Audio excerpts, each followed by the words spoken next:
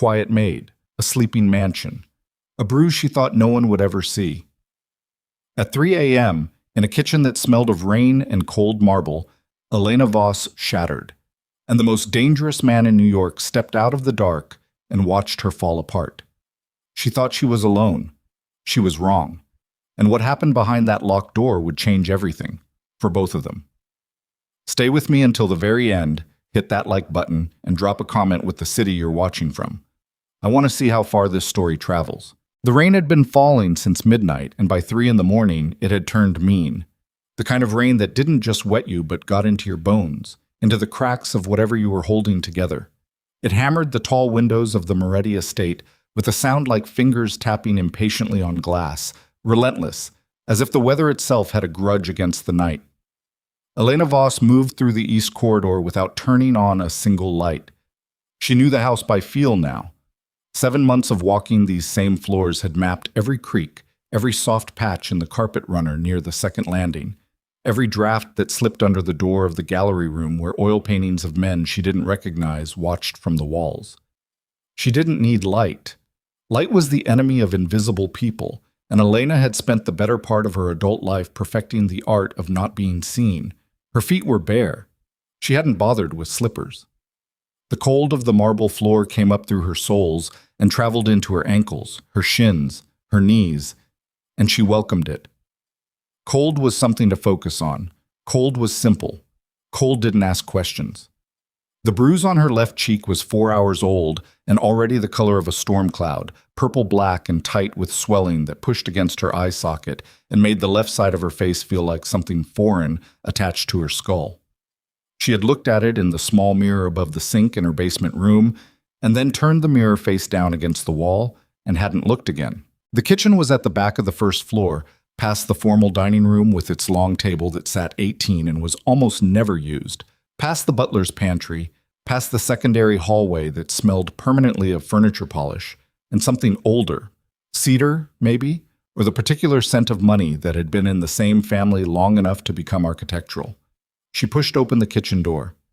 The room was enormous by any reasonable standard, commercial grade and everything, stainless steel surfaces that caught the faint blue light coming through the window above the sink, the pale glow of rain-wet sky filtering in from outside.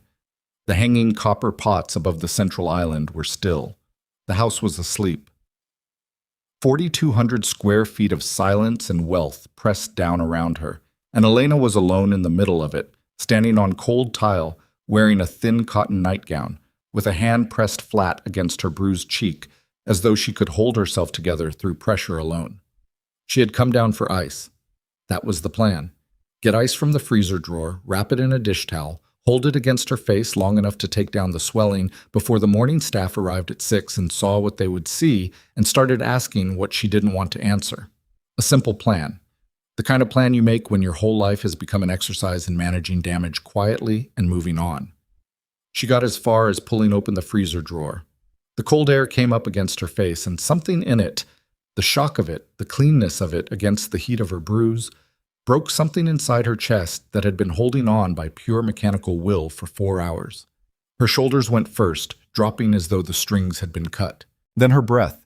She drew in a breath that was supposed to be controlled, and it came out as something else entirely. A sound she hadn't made since she was a child, ragged and cracked at the edges, and before she had the presence of mind to stop it, Elena Voss was crying over the open freezer drawer of Dante Moretti's kitchen at 3 in the morning, one hand gripping the steel handle and the other pressed over her mouth like she was trying to hold back something that had already gotten out. She cried without elegance. Tears and snot and the taste of copper from where she'd bitten the inside of her cheek earlier. She cried with her whole body, the kind of crying that comes from too long without it, months and years of held-in fear spilling out at the worst possible moment in the worst possible place. Her knees shook. She pressed her forehead against the cold edge of the freezer drawer and let herself have 30 seconds of it. Just 30 seconds. Just this once. Just because no one was watching. The kitchen door clicked shut behind her. The sound was soft, deliberate. Not the wind, not the settling of the house. A latch engaging. And then, the lock. That small, unmistakable sound of a deadbolt sliding home.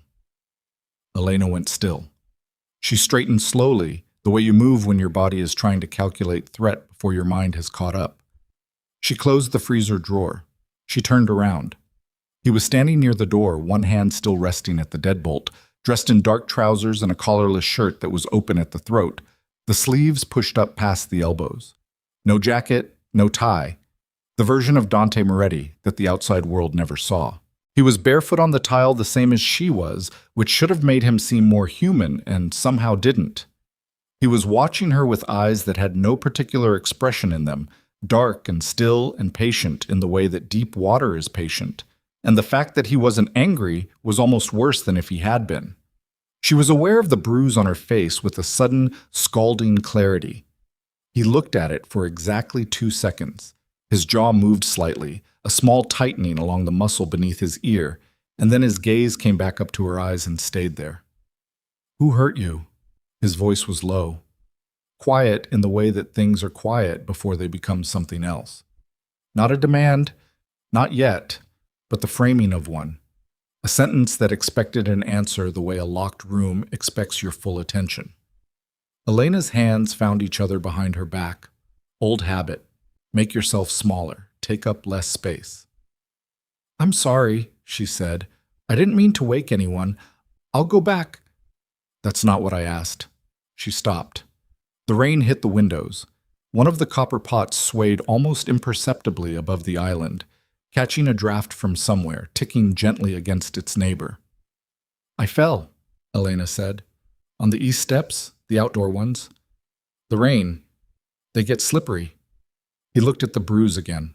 She watched him look at it and felt her face get hot beneath the swelling, humiliation layering itself on top of pain in that particular way she had always hated. Hated worse than the pain itself, worse than fear, the feeling of being seen in a moment you hadn't consented to be seen in. "The outdoor east steps," Dante said. "Yes." "The ones with the rubberized grip coating." She didn't say anything. "The ones we had redone in September specifically because they were slippery." He wasn't accusing her. That was the thing that made it hard. He wasn't performing disbelief, wasn't making a show of seeing through her. He was simply correcting the record, calm and flat and certain, the way a man corrects a statement of fact. "Elena!" Her name in his mouth. This was only the 4th, maybe 5th time she had heard him say it in 7 months. He generally didn't talk to the house staff directly. He worked through Mrs. Albano, the head housekeeper, a compact woman in her 60s who ran the domestic staff like a very quiet general. Elena was 2 levels below anyone Dante Moretti would ordinarily acknowledge, which was precisely why she had taken the job. Invisible. Off the map. Safe. Or so she'd thought. "You want to try again?" he said. "Or you want to stand there and insult us both?" Something in the word us, the presumption of it, the slight, almost offhand intimacy, cracked the story she was holding open just enough. She looked at the floor. The tile was a cool, pale gray, and there was a small chip near the base of the island that she had always noticed when she mopped, a tiny flaw in the otherwise perfect surface. She looked at the chip. "It wasn't on the property," she said quietly. He waited. "It was on the street, outside the east gate." She pressed her lips together, measuring what to give and what to hold. "I went out earlier. After my shift. I needed air." A pause. "Someone was waiting." "Someone," he repeated. "A man named Carver." She said it fast, like pulling a splinter. Get it out before the nerves caught up. "He works for a family called Kellan. He said, my father owes them money, a lot of money. They've been patient," he said, which was a word he seemed to think was funny, and he wanted me to know that their patience was running out. The kitchen was very quiet. Dante hadn't moved. She made herself look up, made herself meet his eyes, because she was done hiding in the floor. She'd spent too long doing that. "He put his hand on my face," she said. "Not to hit me, to hold it. And he told me to pass the message, and then he hit me." The small tightening along Dante's jaw came back. Stayed this time. "How much does your father owe?" 60,000. "How long has he owed it?" 8 months. "And the Kellans, they knew where you worked." Yes. Dante was quiet for what felt like a long time, but she understood now that his silences weren't emptiness. They were calculation, a mechanism working through variables. He moved away from the door, crossed to the far counter, opened a cabinet, and took out a first aid kit. Not the small decorative things she'd seen in the upstairs bathrooms. This was a serious kit, hard-sided, military almost, and he carried it to the island and set it down with the easy familiarity of a man who had used one many times. "Sit," he said, nodding toward one of the bar stools on the near side of the island. "Mr. Moretti, I don't need—" "Sit, Elena." She sat. He came around the island and she made herself not lean back, made herself hold still while he stood at an angle to her and opened the kit and took out a cold pack and cracked it between his palms to activate it. The sound was sharp in the quiet kitchen. He wrapped it in a thin cloth from the kit's interior pocket. Precise, methodical, like someone who had developed the habit of doing things correctly the first time because second chances were a luxury he hadn't often had. And he held it out to her. She took it. She put it against her cheek. His eyes dropped to the bruise one more time, and in the second before he neutralized his expression, she saw something move through them. Not pity, not horror. Something colder and more purposeful than either of those things. Something that had an edge to it. "When Carver touched your face," he said, his voice perfectly even, "was he right-handed?" The question was so specific, so immediate, so operational that it took her a second to process it. Yes, I think so." "He use a ring?" She thought back. The cold of the pack against her bruise made the memory sharper. The feel of knuckles, metal. "Yes." Dante nodded very slightly, as though this confirmed something. He closed the first aid kit and set it aside and leaned against the counter with his arms crossed, studying her with an attention that should have felt intrusive and instead felt like something she didn't have a word for. Like being cataloged by someone who was going to act on the information. "Tell me something," he said. "The man Carver, he told you he'd been waiting outside the east gate." "Yes." "How long had he been there?" "He didn't say. He just said he knew my schedule." The words landed, and she watched Dante receive them, watched his expression do nothing while behind his eyes she could almost see the mechanism accelerating. "Your schedule," he said. "Yes." "Which no one outside this house would have." The silence that followed that had a different quality than the ones before it. Elena felt the cold pack against her cheek. The rain hit the windows. One of the copper pots ticked against its neighbor. She turned the implication over and saw what he was already seeing and felt the floor seem to shift slightly beneath the bar stool. "Someone inside the house told him," she said. Not a question. The shape of it had become clear. "Someone let him get to the gate in the first place," Dante said. "The east perimeter has 3 cameras and a motion alert. If it triggered tonight, I would have been woken. I wasn't." He unfolded his arms. "I came down because I heard you in the hall. 30 seconds earlier or later, and this conversation doesn't happen." He looked at her directly. "You understand what you've just told me?" She understood. She was sitting in the kitchen of a man who ran the most controlled, most secured, most paranoid criminal organization on the eastern seaboard, and she had just told him, by telling him what happened to her, that someone inside that organization had opened a door they were paid to keep shut. The crying maid had found a traitor without meaning to. She set the cold pack down on the counter and looked at him with the clarity of someone who has just understood that the danger they were in was considerably larger than the bruise on their face, and she said the only thing she could think to say. "What happens now?" Dante looked at her for a long moment. Then he reached into the pocket of his dark trousers and took out his phone and started to dial. "Now," he said, "you tell me everything about your father's debt. Every name, every date, every place you ever met with anyone from the Kellen organization." He put the phone to his ear. "And I make a call." She heard the line connect. She heard him speak in a low, steady voice, 3 sentences, no more, and then hang up. He looked back at her. "Your father," he said. "Where is he tonight?" "His apartment, in Flushing." "Not anymore." He said it without cruelty, without drama, just as a statement of what was now true. "He's being moved. You don't need to know where. You just need to know he'll be safe." He set the phone on the counter and picked up the cold pack and handed it back to her with the same methodical precision with which he'd handed it to her the first time. "Keep that on your face." Elena took it. Her hand was steadier than it had any right to be. "And the traitor," she said. "The person inside who let Carver near the gate." Dante looked at her with those still, dark eyes, and something moved through them that she would think about for a long time afterward.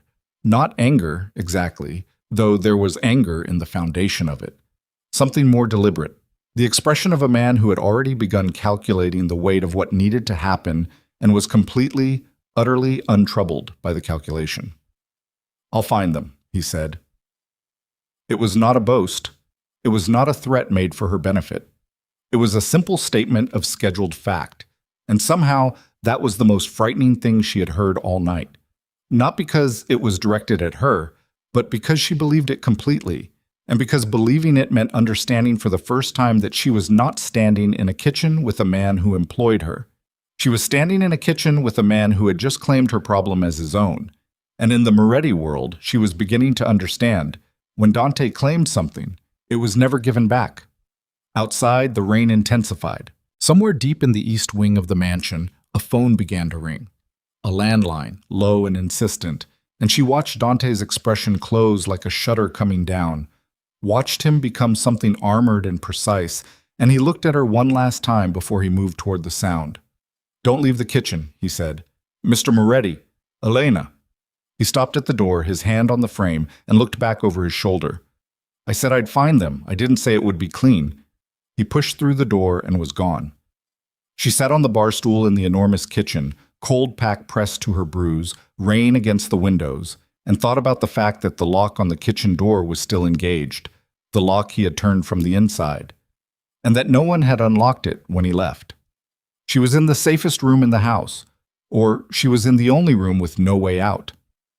In the Moretti estate, at 3:22 in the morning, Elena Voss was beginning to understand that those might be exactly the same thing, and that somewhere down the east corridor, a phone call was being made that would determine whether the traitor inside these walls would be found before morning, or whether morning would bring something far worse than a locked door.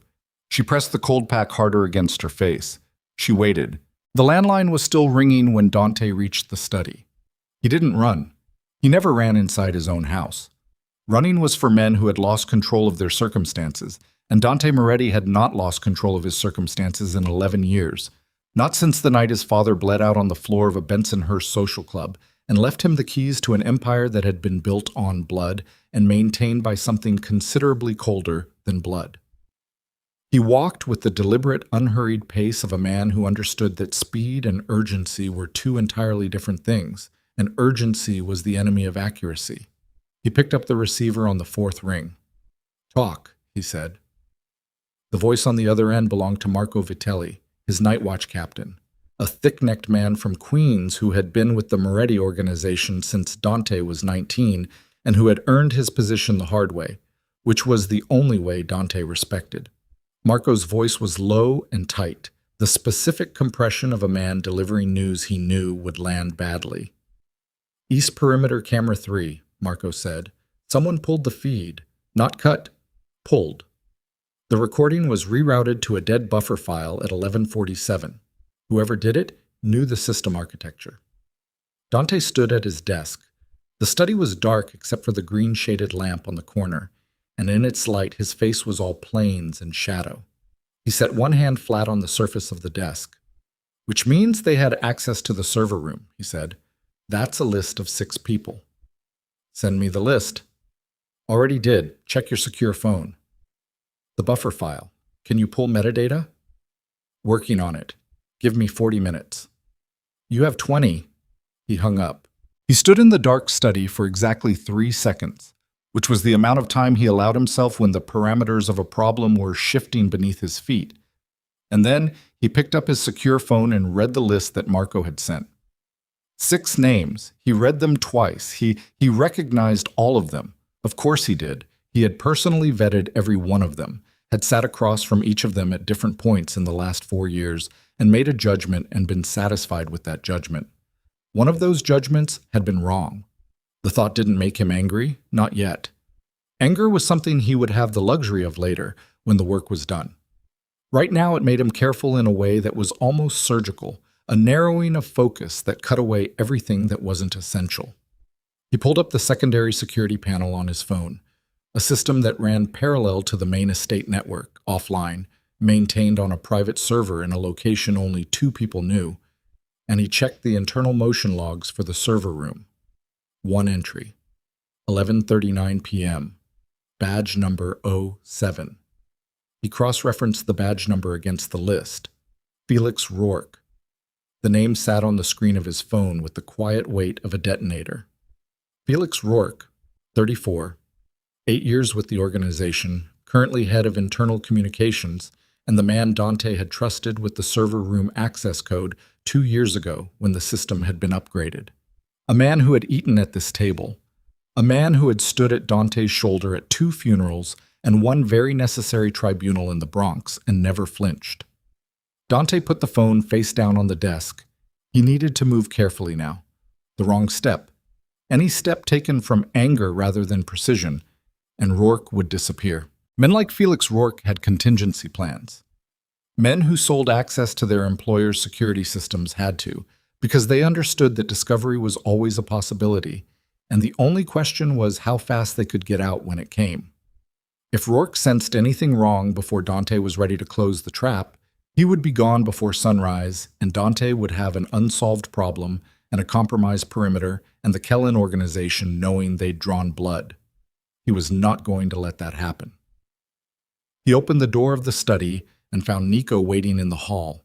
Nico Ferrante, 26, the youngest member of his inner security detail, a lean and serious young man from Staten Island who had the particular quality Dante prized most in the people closest to him, which was the ability to listen without adding anything unnecessary. Dante had sent for him via text 30 seconds after leaving the kitchen. Nico was here because Dante had told him to be here, which meant Nico was exactly where he was supposed to be, which meant Nico was one of 5 people in this building who Dante was currently prepared to trust. "Walk with me," Dante said. They moved through the corridor toward the east wing, 2 men in the dark of a rain-soaked mansion at 3:30 in the morning, and Dante spoke in a voice calibrated to carry exactly as far as Nico's ear. "Felix Rourke," he said. "Where is he right now?" Nico didn't hesitate. "Staff quarters, 3rd floor east. He checked in at midnight per protocol." "Is he still in his room?" "I'd need to check the—" "Then check." Nico pulled out his phone and typed a rapid message to someone Dante didn't need to know the name of. 30 seconds passed. The corridor was cold, and the rain was loud against the east-facing windows, and Dante walked without hurrying and waited for the answer the way he waited for everything, with the specific patience of a man who has decided that the answer is already determined, and the waiting is just the interval before confirmation. Nico's phone buzzed. He read the screen. "Room light is on," he said, and his keycard was used 15 minutes ago to access the 1st-floor supply corridor. Dante stopped walking.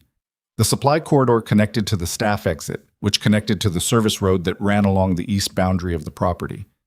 Not the main gate, the service exit. The one with a single guard post that rotated shifts at 3:45 a.m. "He's moving," Dante said. Not running yet, not panicking, but moving, which meant one of 2 things. Either Rourke was being cautious for reasons unrelated to tonight, covering routine tracks, or something had signaled to him in the last 15 minutes that the tide was turning. And the only thing that had changed in the last 15 minutes was a phone call Dante had made to Marco. A call placed from a landline that ran through the estate's internal exchange, an exchange that Felix Rourke had access to. "North exit," Dante said. "Now. Don't run. Don't put your hand on your weapon until I tell you." They changed direction. The north exit of the Moretti estate opened onto a gravel path that curved behind the garage block and joined the service road 200 meters east of the supply corridor exit. It was shorter, and it was not on any route that Felix Rourke would be watching, because Felix Rourke thought he had tonight's advantage, thought he had bought himself a window by rerouting a camera feed and waiting until a Tuesday night when the main security complement was running at 60% due to a scheduled maintenance rotation that he himself had helped plan. He had made a calculation. He had made it carefully, probably. And it was about to be wrong. They went out the north exit into the rain. The gravel was wet and the grass beyond it was soaked, and the cold came in off the Long Island Sound 2 miles distant and hit them both in the face like something unfriendly. Dante barely registered it. He moved along the path behind the garage block with Nico 2 steps to his right, and they came around the corner of the second garage bay and stopped in the shadow of the wall. And 30 seconds later, the supply corridor door opened, and Felix Rourke stepped out into the rain. He was carrying a bag. Not large. A soft duffel, the kind that could hold a change of clothes and a laptop, and whatever documents a man thought he needed when he was leaving a job under conditions that didn't include a severance package.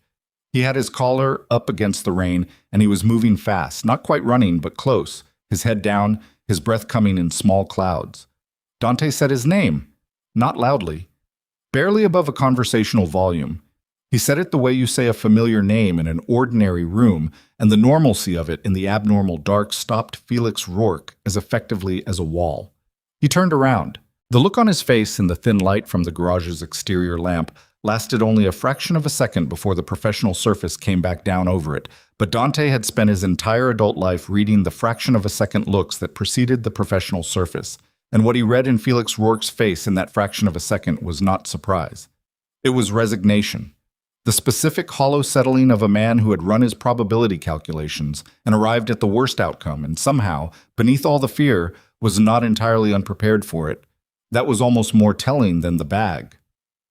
"Mr. Moretti," Felix said. His voice was steady. Dante had to give him that. "Felix!" Dante moved out of the shadow of the garage wall. The rain hit his shoulders, his hair, and he let it. "Where are you going?" "My mother." The answer came fast, too practiced to be spontaneous. "She called earlier. She's not well. I was going to... at 3:30 in the morning with a packed bag." Felix stopped talking. Nico had moved to the right, positioning himself between Rourke and the service road, and Rourke's eyes tracked the movement and then came back to Dante with the look of a man recalculating the exit options and finding them closed. "Badge 07, Dante said. "Server room, 1139. The professional surface cracked at the edges. Rourke's jaw tightened. He set the bag down on the wet gravel. Slowly, without being asked, the gesture of a man choosing cooperation over confrontation when the confrontation math had stopped working in his favor. "I can explain it," Rourke said. "I know you can. The question is whether you're going to explain it accurately or whether you're going to spend the first 10 minutes of this conversation testing my patience." Dante stopped 4 feet from him. The rain came down between them. "I've already had a difficult night, Felix. I would sincerely prefer the accurate version." Something moved through Rourke's face. A complex thing, a calculation weighing consequences on both sides of a very narrow ledge. Then he exhaled through his nose, a long, slow breath that steamed in the cold air, and disappeared. "The Kellens," he said. "How long?" 4 months. "How much?" Rourke looked at the ground. "They had something on me." He said it to the wet gravel. "From before I came to work for you. A situation in Philadelphia. They had documentation." "How much?" Dante said again, and the repetition was a door that only opened one way. Rourke looked up. 80,000 plus the gate access. They wanted 2 things, the money and someone they could use to move product through the East Corridor without triggering our checks. Dante was quiet. The rain was loud. Nico to the right was very still. "They used the access to bring someone to my gate tonight," Dante said. "A man named Carver." Something shifted in Rourke's face that was different from what had come before. Not shame, exactly. Something more complicated. A man discovering that the size of what he'd agreed to had been larger than what he'd been told it was. "I didn't know about anyone coming to the gate," he said. "I gave them the corridor access schedule and the camera rotation. I didn't know they were sending anyone." "Then you weren't paying attention to what you were selling." Rourke had no answer for that. There was no answer for that. "The woman," Dante said. "The maid, Elena Voss. Did they ask you about her specifically?" A pause. A small one, but Dante caught it. "They asked about the live-in staff schedules," Rourke said carefully. "That's not what I asked." Another pause. Rourke's hands had dropped to his sides, loose, the duffel bag sitting on the gravel between his feet, the rain soaking through the shoulders of his jacket. They asked if there was anyone on staff with a family debt, someone with pressure points. He swallowed. I told them about the Voss girl, her father's situation. I heard about it from Mrs. Albano 3 months ago. I told them. The silence that followed had texture. Dante was aware of his own breathing, the steadiness of it, the control it took to keep it that way. He was also aware of the rain on his face and the gravel under his feet, and the bag between Felix Rourke's feet, and the 8 years this man had spent eating at his table. And the money from my private accounts, Dante said. Rourke flinched. A small flinch, but a real one. I accessed the routing codes through the server room, he said. 1147 was the camera redirect. The transfer, that was separate, about 3 weeks ago. How much did you take? 60,000. 60,000. The number landed like something dropped from a height. Elena's father's debt to the Kellens was 60,000. Felix Rourke had stolen 60,000 from Dante's private accounts, and the Kellens had used that access to send a man to terrorize a maid over a debt that equaled the exact amount their inside man had taken from his employer. And none of it was coincidence, none of it was separate. It was a single mechanism, a chain of leverage and betrayal that Dante was only now seeing in its complete geometry. They were going to pin the theft on her, Dante said. It wasn't a question. The shape of it was becoming clear. Use her father's debt as the story. Make it look like she was skimming to pay what he owed. Rourke said nothing, which was an answer. Set her up to take the fall, clear themselves out, and leave me burning down my own house looking for a maid who had nothing to do with it. Dante moved his jaw slightly. Elegant. For Kellens. I didn't know they were going to go. Stop. The word came out flat and hard, and Rourke stopped immediately. Every time you tell me what you didn't know, you're telling me what you chose not to know. That's not a defense, Felix. That's a description of the choices you made. Rourke had nothing left to put up against that. He stood in the rain with his bag at his feet and his collar soaked through and his face doing nothing because there was nothing left to do with it. He had run the numbers and arrived here, and here was what there was. What happens now, he said. It came out flat, not quite a question. Now you come inside, Dante said, and you tell me everything about the Kellen organization that you know, the contact's name, the location they used for exchanges, every communication you had and how you had it. He turned back toward the north exit. Everything, Felix, because the only leverage you have right now is information, and the window on that leverage is very short. Rourke picked up his bag. He followed. Nico fell into step 3 feet behind him, close enough to feel but not touching, the specific geometry of a man who is being walked somewhere rather than choosing to go. Back inside, the warmth of the house was immediate and strange after the rain, and Dante moved them through the service passage to a room off the north corridor that he used for conversations that didn't need witnesses beyond the walls. A small room, table, 4 chairs, no windows, a single overhead light that came on fluorescent and unforgiving. He sat Rourke in the chair opposite the door. He stood. For the next 40 minutes, Felix Rourke talked. He talked about a man named Lenny Briggs, the Kellen organization's internal accountant and primary coordinator for their debt operations, a name Dante filed away behind his eyes with a precision that was almost physical. He talked about a warehouse in Greenpoint that the Kellens used for enforcement meetings, and a second location in Sunset Park that handled their financing. He talked about how the communications had worked, a messaging app that auto-deleted, a rotating series of burner phones, a pickup system for cash that used parking structures in Midtown. Dante let him talk. He didn't interrupt.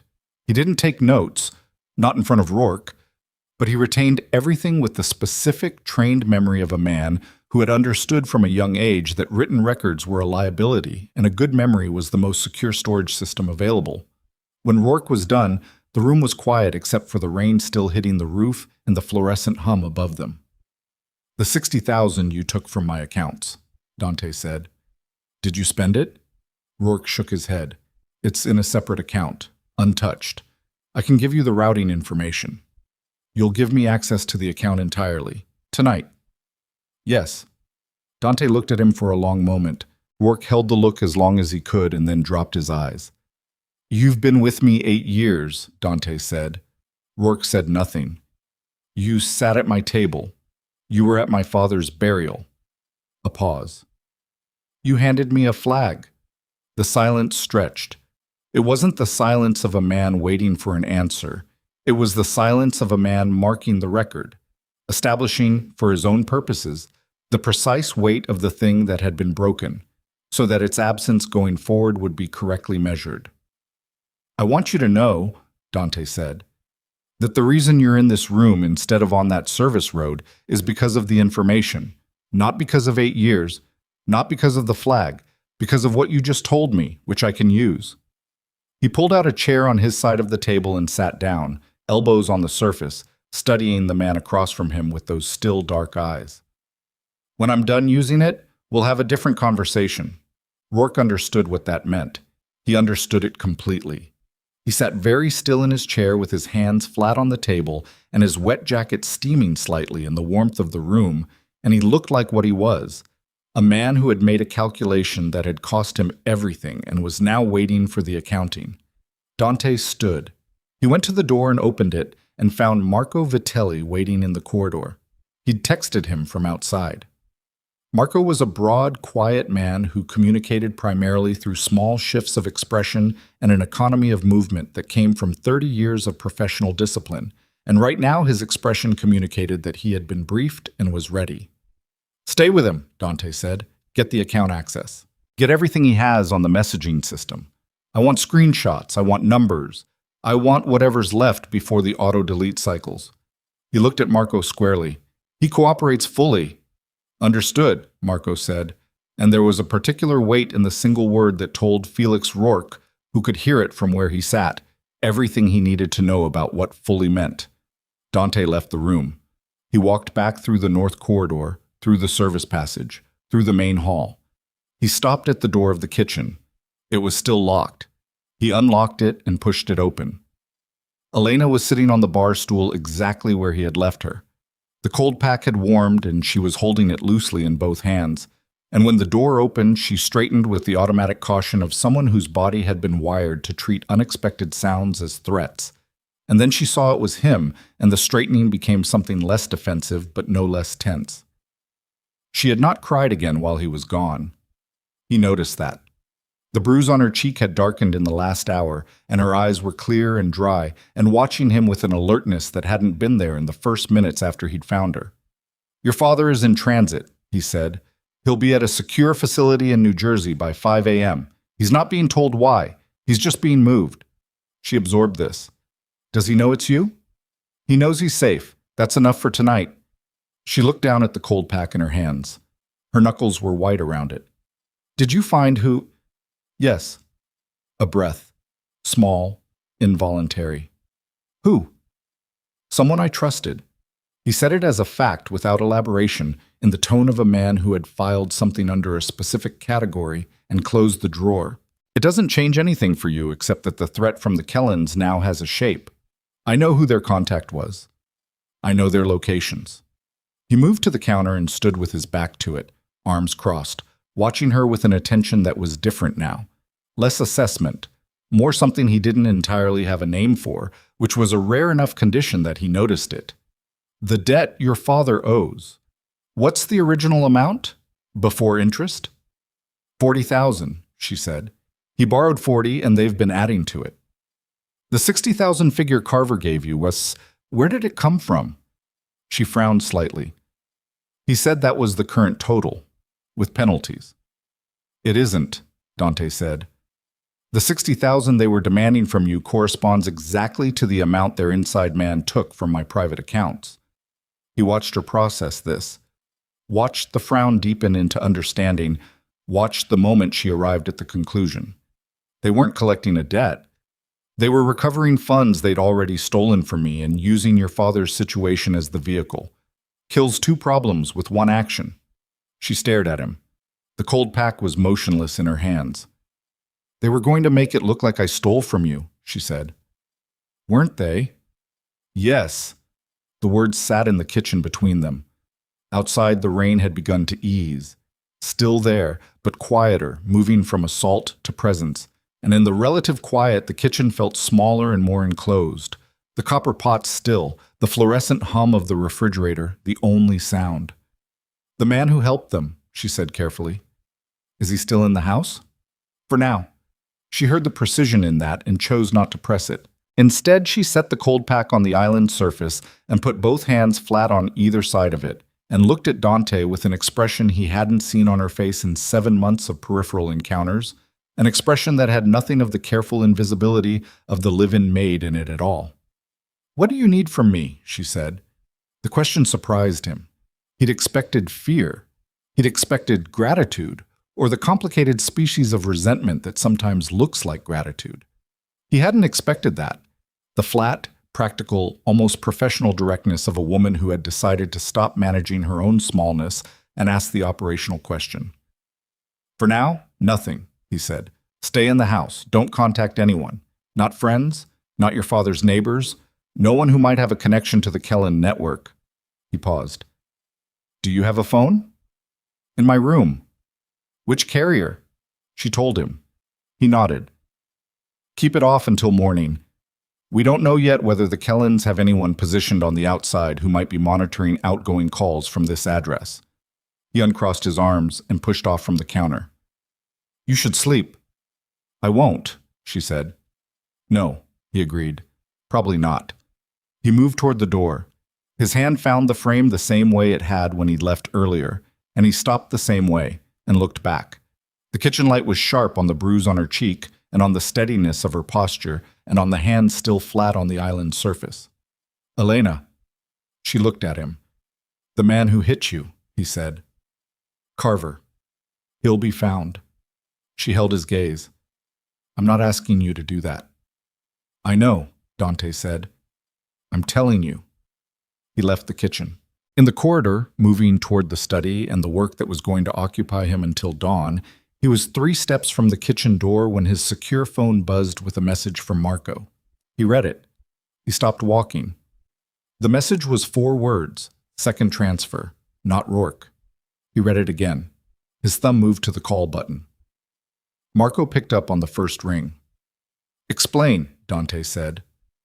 "I got into the server's full access log," Marco said, and his voice was the compressed version again, tight with something that was not quite controlled. There were 2 entries to the private accounts. The first was Rourke, 3 weeks ago, 60,000, clean, traceable. He admitted it. A pause. The second entry was 6 days ago, different badge, different routing, another 30,000 moved to a different account than Rourke's. Whoever did it used a ghost credential, something built off an existing badge but altered, high-level system knowledge. Dante stood in the dark corridor. The rain was almost gone now, just a whisper against the windows. "Rourke couldn't have built a ghost credential," he said. His voice was very flat. "That requires someone with deeper architecture access." "Yes," Marco said, "which means there are 2 of them." "Yes." Dante stood with the phone against his ear and looked at the wall in front of him and understood that the problem he had believed he had contained in a room off the north corridor with Marco Vitelli sitting across from it had just become a different and considerably larger problem, because the man in that room had told him everything he knew, and what he knew was only half the picture. Somewhere in this house, there was a second person, someone with deeper access than Felix Rourke. Someone who had let Rourke take the visible risk and had worked behind him quietly 6 days ago, moving money and leaving a trail so clean that Marco had only found it now, digging 4 layers into a log that most people in the organization didn't know existed. Someone who had been invisible, just like the Maid. And the thought arrived in Dante's mind with the cold, clean clarity of something very dangerous. Whoever it is, they know I found Rourke. And if they know the system as well as this log suggests they do, they know it happened in the last hour, which means the window to find them is closing right now, in real time, with every second he stood in this corridor. "Lock down the server room," he said into the phone. "No badge access for anyone until I clear it personally, and Marco," he was already moving. "Wake every lieutenant in this house, every single one, now." He hung up. He was moving fast now, not running, but close. And the mansion that had been quiet and sleeping an hour ago was about to stop being either of those things because the trap he'd thought he was setting had a second spring in it that he hadn't seen, and somewhere in the 4,200 square feet of this estate was someone who had been planning very carefully for a very long time. He was halfway to the main security hub when his secure phone buzzed again. He looked at the screen. The message was from a number he didn't recognize. It said, "You found the wrong one, Moretti. Ask your second lieutenant where he was at midnight." Dante read it once. His jaw set. His thumb moved to forward the message to Marco before the sender could think to erase it from whatever channel they'd used. Then he looked up and started to walk toward the east wing where his second lieutenant, a man named Caruso Vane, who had been with the organization for 6 years and who Dante had promoted 11 months ago and handed the keys to the internal communications protocol. The lights went out. Not gradually, not a flicker. All at once, every light in the main house killed at the breaker, plunging the corridor into a darkness so complete that for a half second Dante's eyes found nothing to work with, just the faint gray rectangle of a window 20 feet down the hall and the rain that had almost stopped but hadn't quite, and somewhere in the darkness, very close, the sound of a door. Opening, not closing. Someone was already moving. Dante moved toward the sound of the door, not toward the window. Not toward the emergency panel at the end of the corridor that would restore auxiliary power in 40 seconds if he hit the manual override. Toward the door, because the door was information, whoever had opened it knew the layout of this floor in the dark, which narrowed the list, and the direction of the sound put it somewhere between the East Corridor junction and the secondary stairwell that led up to the third-floor staff quarters. Where Felix Rourke had a room. Where Caruso Vane had a room. He moved with one hand trailing the wall, not for balance, but for reference, keeping his position mapped against the architecture he knew better than he knew most faces. The carpet runner. The marble threshold at the junction. The 4 inches of height difference between the main corridor floor and the East Wing addition.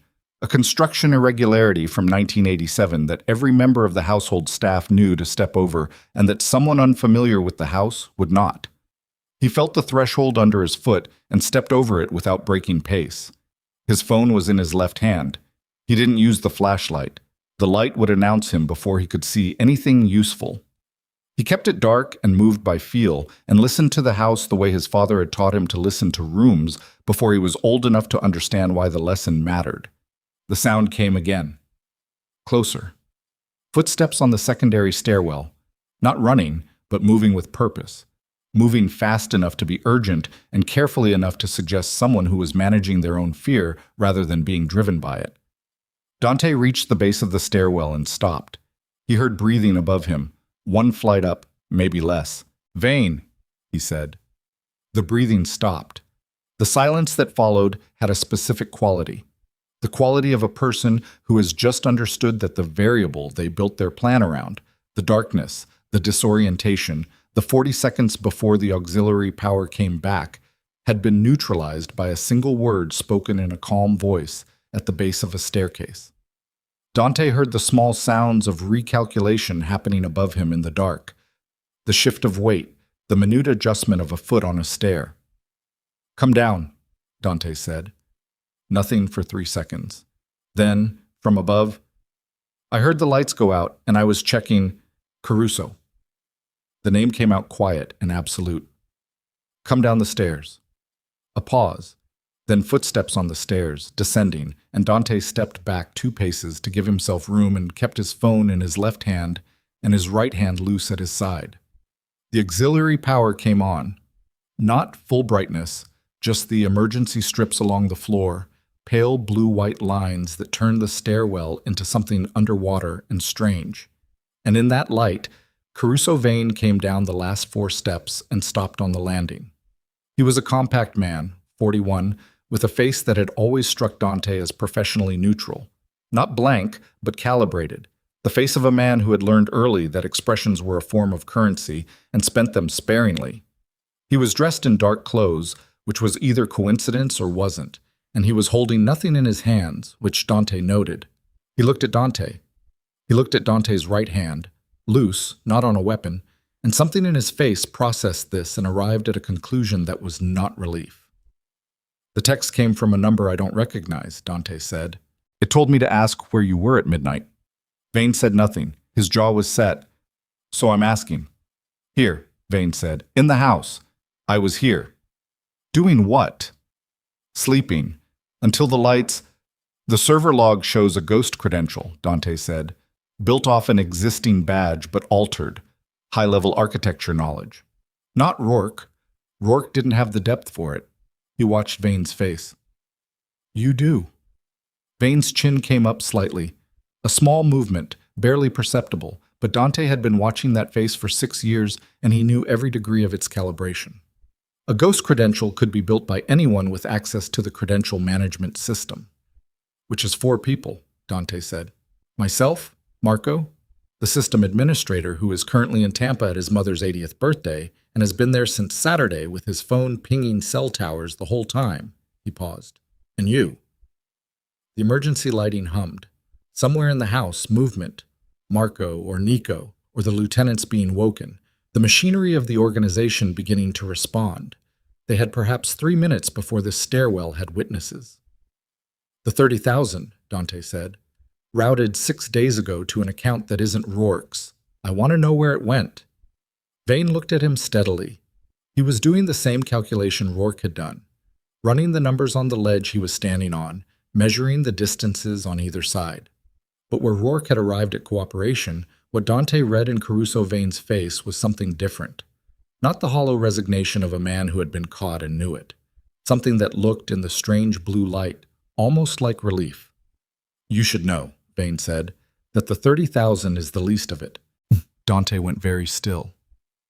Tell me, he said. Vane looked at the wall to his left. His hands were still empty at his sides.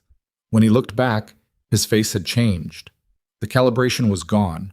The professional neutral surface had dropped away, and what was underneath it was something raw and older and more complicated than Dante had been prepared for. The Kellans didn't approach me, he said. I approached them. The sentence landed in the stairwell and sat there. 4 months ago, Vane continued, his voice flat and precise, the voice of a man delivering a deposition. I made contact through a third party in Sunset Park. I gave them Rourke as a starting point, someone they could use, someone with a pressure point I already knew about. Philadelphia. He paused. I set him up to be the visible layer, the one you'd find. Dante said nothing. He was listening with his whole body, cataloging every word, every pause, the exact quality of Vane's voice. The ghost credential was mine, Vane said. The 30,000 went to a holding account in the Caymans, but the money was never the point. He looked directly at Dante now, and in his eyes was something that Dante finally recognized. The specific exhaustion of a man who has been carrying something for a long time and has decided, consciously or not, that he is done carrying it. The point was the access. The Kellans needed a way into your financial routing, not to steal, to map, to understand the flow well enough to replicate it. Replicate it, Dante said. They're building a parallel operation, Vane said, not to compete with you, to replace you. The plan isn't a takeover, it's a substitution. They spend 12 months mapping every financial route you use, every enforcement contact, every debt relationship in the 5 boroughs. Then they remove you and step into the exact space you occupied, and nobody in the network even notices the transition because everything looks the same. The words fell into the stairwell one by one, and Dante received them with the stillness of a man standing on ice that is cracking under his feet, and has decided that movement in any direction is equally dangerous, and therefore the only option is perfect stillness. You gave them the map, Dante said. Over 4 months. In pieces. How much of it? Vane's eyes held his. Enough. The word was a door closing. Dante heard it close. He asked the question he didn't want to ask, the question that the whole shape of this conversation had been pointing at since Vane said I approached them and the ground shifted. Why? He said. Vane was quiet for a moment, the hum of the emergency lighting, the house creaking in the aftermath of the rain. Then, your father made a promise to my father in 1998, specific, documented.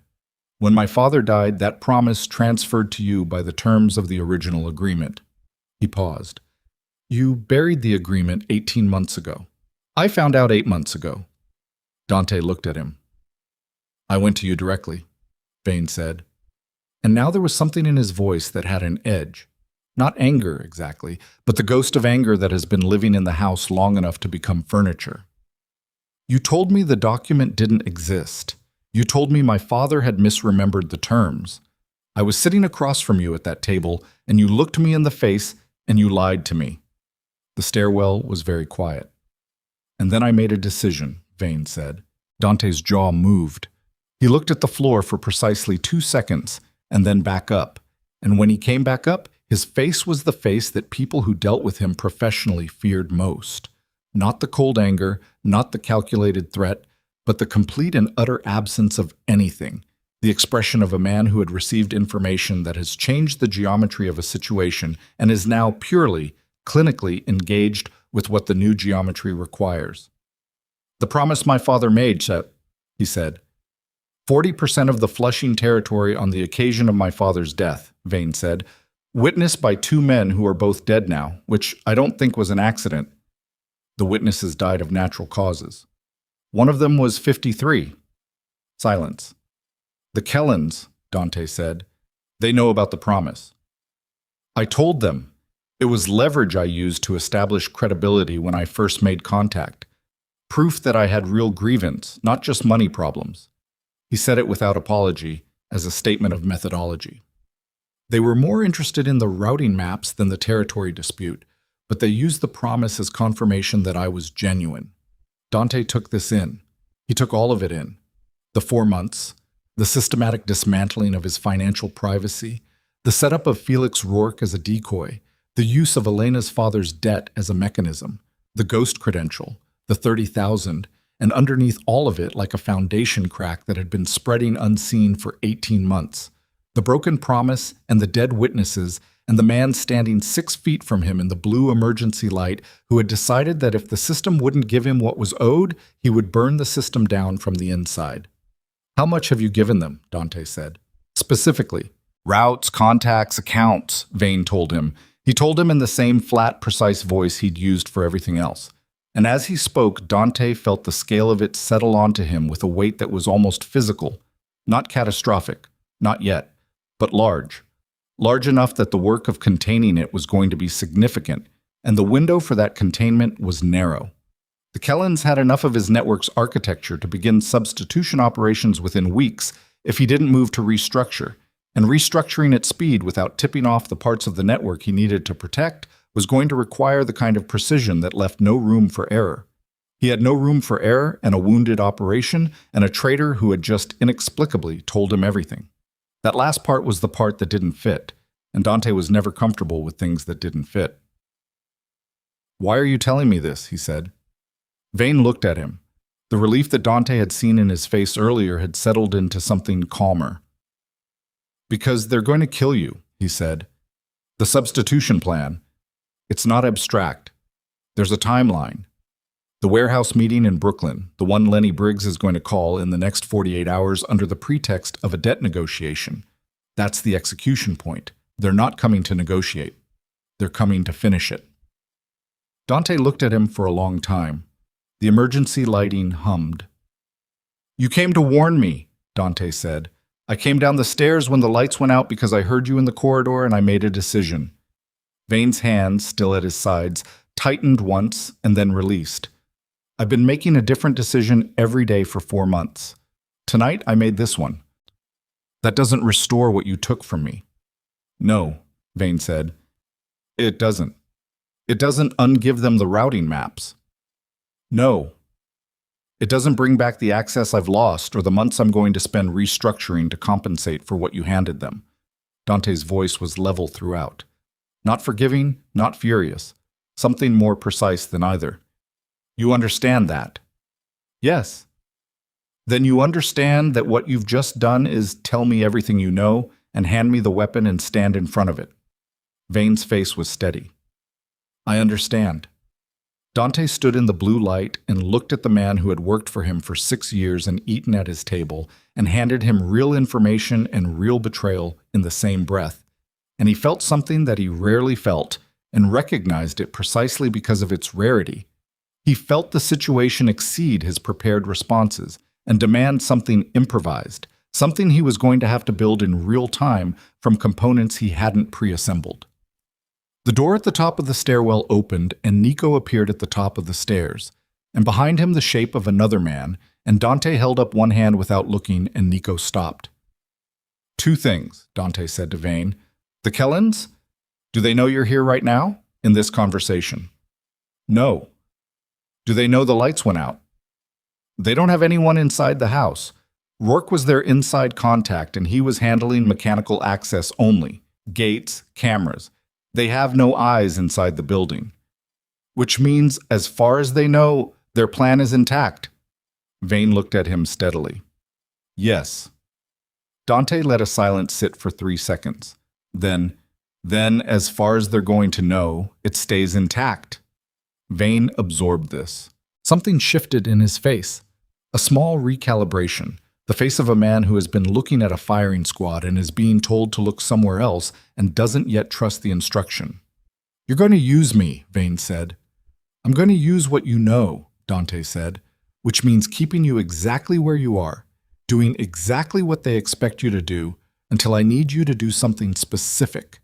He moved toward the base of the stairs. "Which means Rourke can't know about this conversation. Which means Marco can't know the full picture. Which means you're going to walk back to your room and get 3 hours of sleep, and tomorrow you're going to function normally. And the only deviation from normal is that you're going to tell me the moment Briggs makes contact about the Brooklyn meeting." Vane looked at him. The thing that moved through his face in that moment was complicated, and Dante didn't try to categorize it. "And after Brooklyn?" "After Brooklyn," Dante said, "we'll have the conversation about my father's promise." It was not amnesty. It was not forgiveness. It was the specific surgical offer of a man who needed a tool and was stating the price of the tool's use in terms that were precise enough to be binding and narrow enough to contain nothing warm. Vane heard the difference. He was smart enough to hear it. He nodded once. He went back up the stairs. Dante watched him go, watched the door at the top close behind him, and then stood alone in the blue emergency light for a moment that felt longer than it was. Then he looked up at Nico, who was still at the top of the stairs with the second man behind him. "Get the power back on," he said. "Tell the lieutenants it was a breaker fault, maintenance issue. Nothing more." He started up the stairs. "And get me Marco, privately, server room, 5 minutes." Nico moved to comply without a word, the specific quality of his silence indicating that he had heard enough to understand that questions were not the appropriate response, which was precisely why Dante kept him close. In the server room, Marco was waiting. The overhead light was on, bright and clinical, and the server racks hummed along the walls with the sound of 1,000 small processes running in parallel. And Marco had the expression of a man who had been holding tightly to the shape of a problem and was about to be told the shape was wrong. Dante told him enough. Not everything. Not the promise. Not the decision he'd made at the base of the stairwell about Vane. Enough to explain why the Kellen threat was larger than Rourke alone, and why the Brooklyn meeting was the critical point, and why the next 48 hours required the organization to operate as though nothing had changed while internally restructuring the most exposed financial routes. Marco listened. He had the quality, which Dante valued above almost everything else in the people around him, of listening without interjecting, taking in the information and letting it settle and processing it completely before responding. When Dante was done, Marco was quiet for 7 seconds. "The routing maps they have," Marco said. "How deep?" "Deep enough to require full restructuring of the Eastern accounts and the 3 Midtown debt channels." A pause. "The Greenpoint operation stays intact. They don't have the Greenpoint architecture. So we have a protected base to work from. We have a starting point." Marco nodded. He said what Dante had known he would say, because Marco was a man who had spent 30 years understanding what a situation required and saying it without decoration. "It's going to be tight." "Yes." "The Brooklyn meeting, if they're planning what Vane said, they'll have people positioned outside it. We walk in underprepared and we don't walk out." "We're not walking in underprepared. How are we going to know the layout?" Dante looked at him. "We're going to know," he said, "because someone inside the meeting is going to tell us." Marco looked back at him for a moment, and the calculation behind his eyes ran to its conclusion, and his expression said that he understood without needing it spelled out, and he accepted it with the particular equanimity of a man who has made his peace with the fact that the operations he is part of are sometimes built from materials that don't feel clean. "Then we have a window," Marco said. "A narrow one. When do we start moving the accounts?" "Tonight, quietly. Move the 3 most exposed channels first. I want them dark before sunrise. Reroute through the Greenpoint base using the secondary codes. Anyone who asks gets told it's a routine security rotation. And Rourke, he's still in the north room. He stays there. He's cooperating, and I need his communication channels to the Kellens intact and quiet for another 48 hours. After Brooklyn, his situation changes." Marco nodded. He understood what his situation changes meant in the same way that Vane had understood what "we'll have a different conversation" meant. Not because the words were explicit, but because 30 years of working in the same room as the way things work had given him a fluent literacy in what was left unsaid. "One more thing," Dante said. He reached into his pocket and pulled out his secure phone and opened the message from the unknown number. "You found the wrong one, Moretti. Ask your second lieutenant where he was at midnight," and held the screen out to Marco. "The number that sent this, I need it traced." Marco took the phone and looked at the screen. "This is from inside the house network," he said. "I know. Which means whoever sent it had access to the internal exchange." He looked up. At the same time, the external cameras were rerouted. "Same window," Dante confirmed. 11:40 to midnight. Marco was quiet for a second. "The text told you about Vane?" "Yes." "But it came from inside the house?" "Yes." "Which means—" Marco stopped. He went through the logic a second time. Dante watched him arrive at the same place Dante had arrived and seen the problem that lived there. "Someone sent you to Vane deliberately," Marco said, "on purpose, knowing you'd find him." "Which either means someone wanted Vane found," Dante said, "or someone wanted me looking at Vane instead of somewhere else." The server room hummed. Marco held the phone and looked at the number on the screen, and the quality of his silence had shifted into something different from before. Not the silence of a man processing information, but the silence of a man looking at a door and understanding for the first time that he doesn't know what's on the other side of it. "Who else knew about the ghost credential?" Marco said. "At the time I found it, you and me. And now, you, me, and whoever sent this text." Marco looked at him steadily. "I didn't send this text." "I know," Dante said. He took the phone back.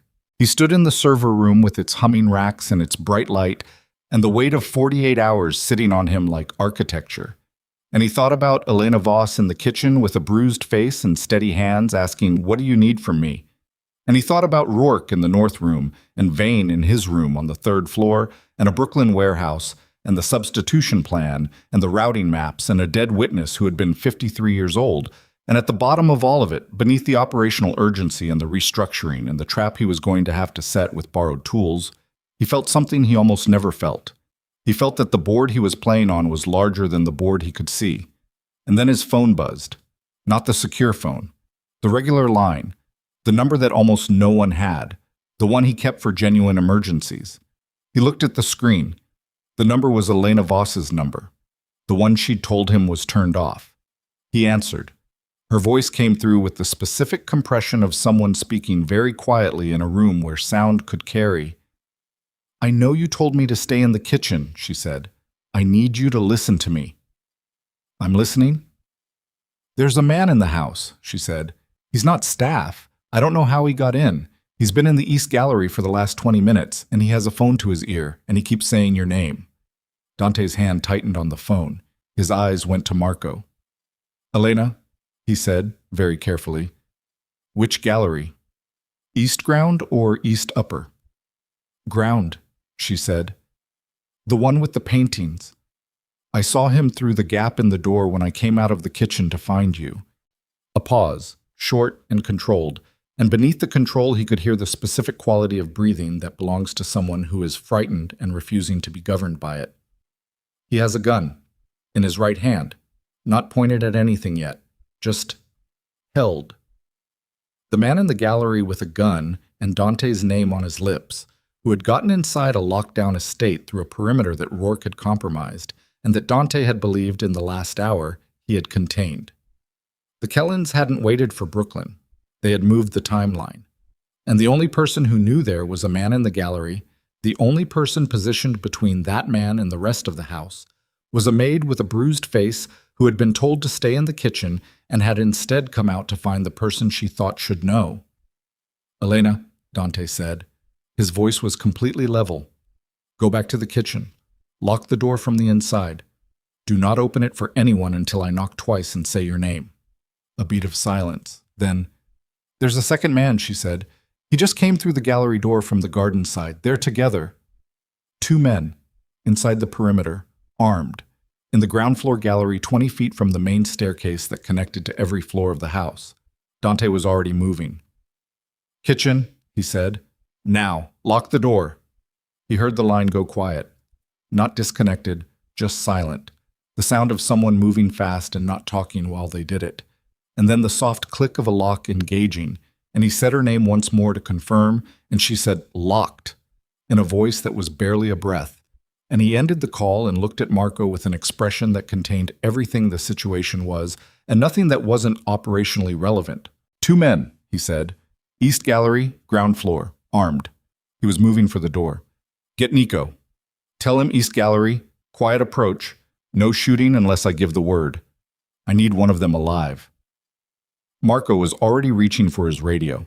Dante went into the corridor and moved toward the east wing, and the house that had been slowly, carefully coming back under his control in the last 2 hours revealed itself in that moment as something that had never fully been his to begin with.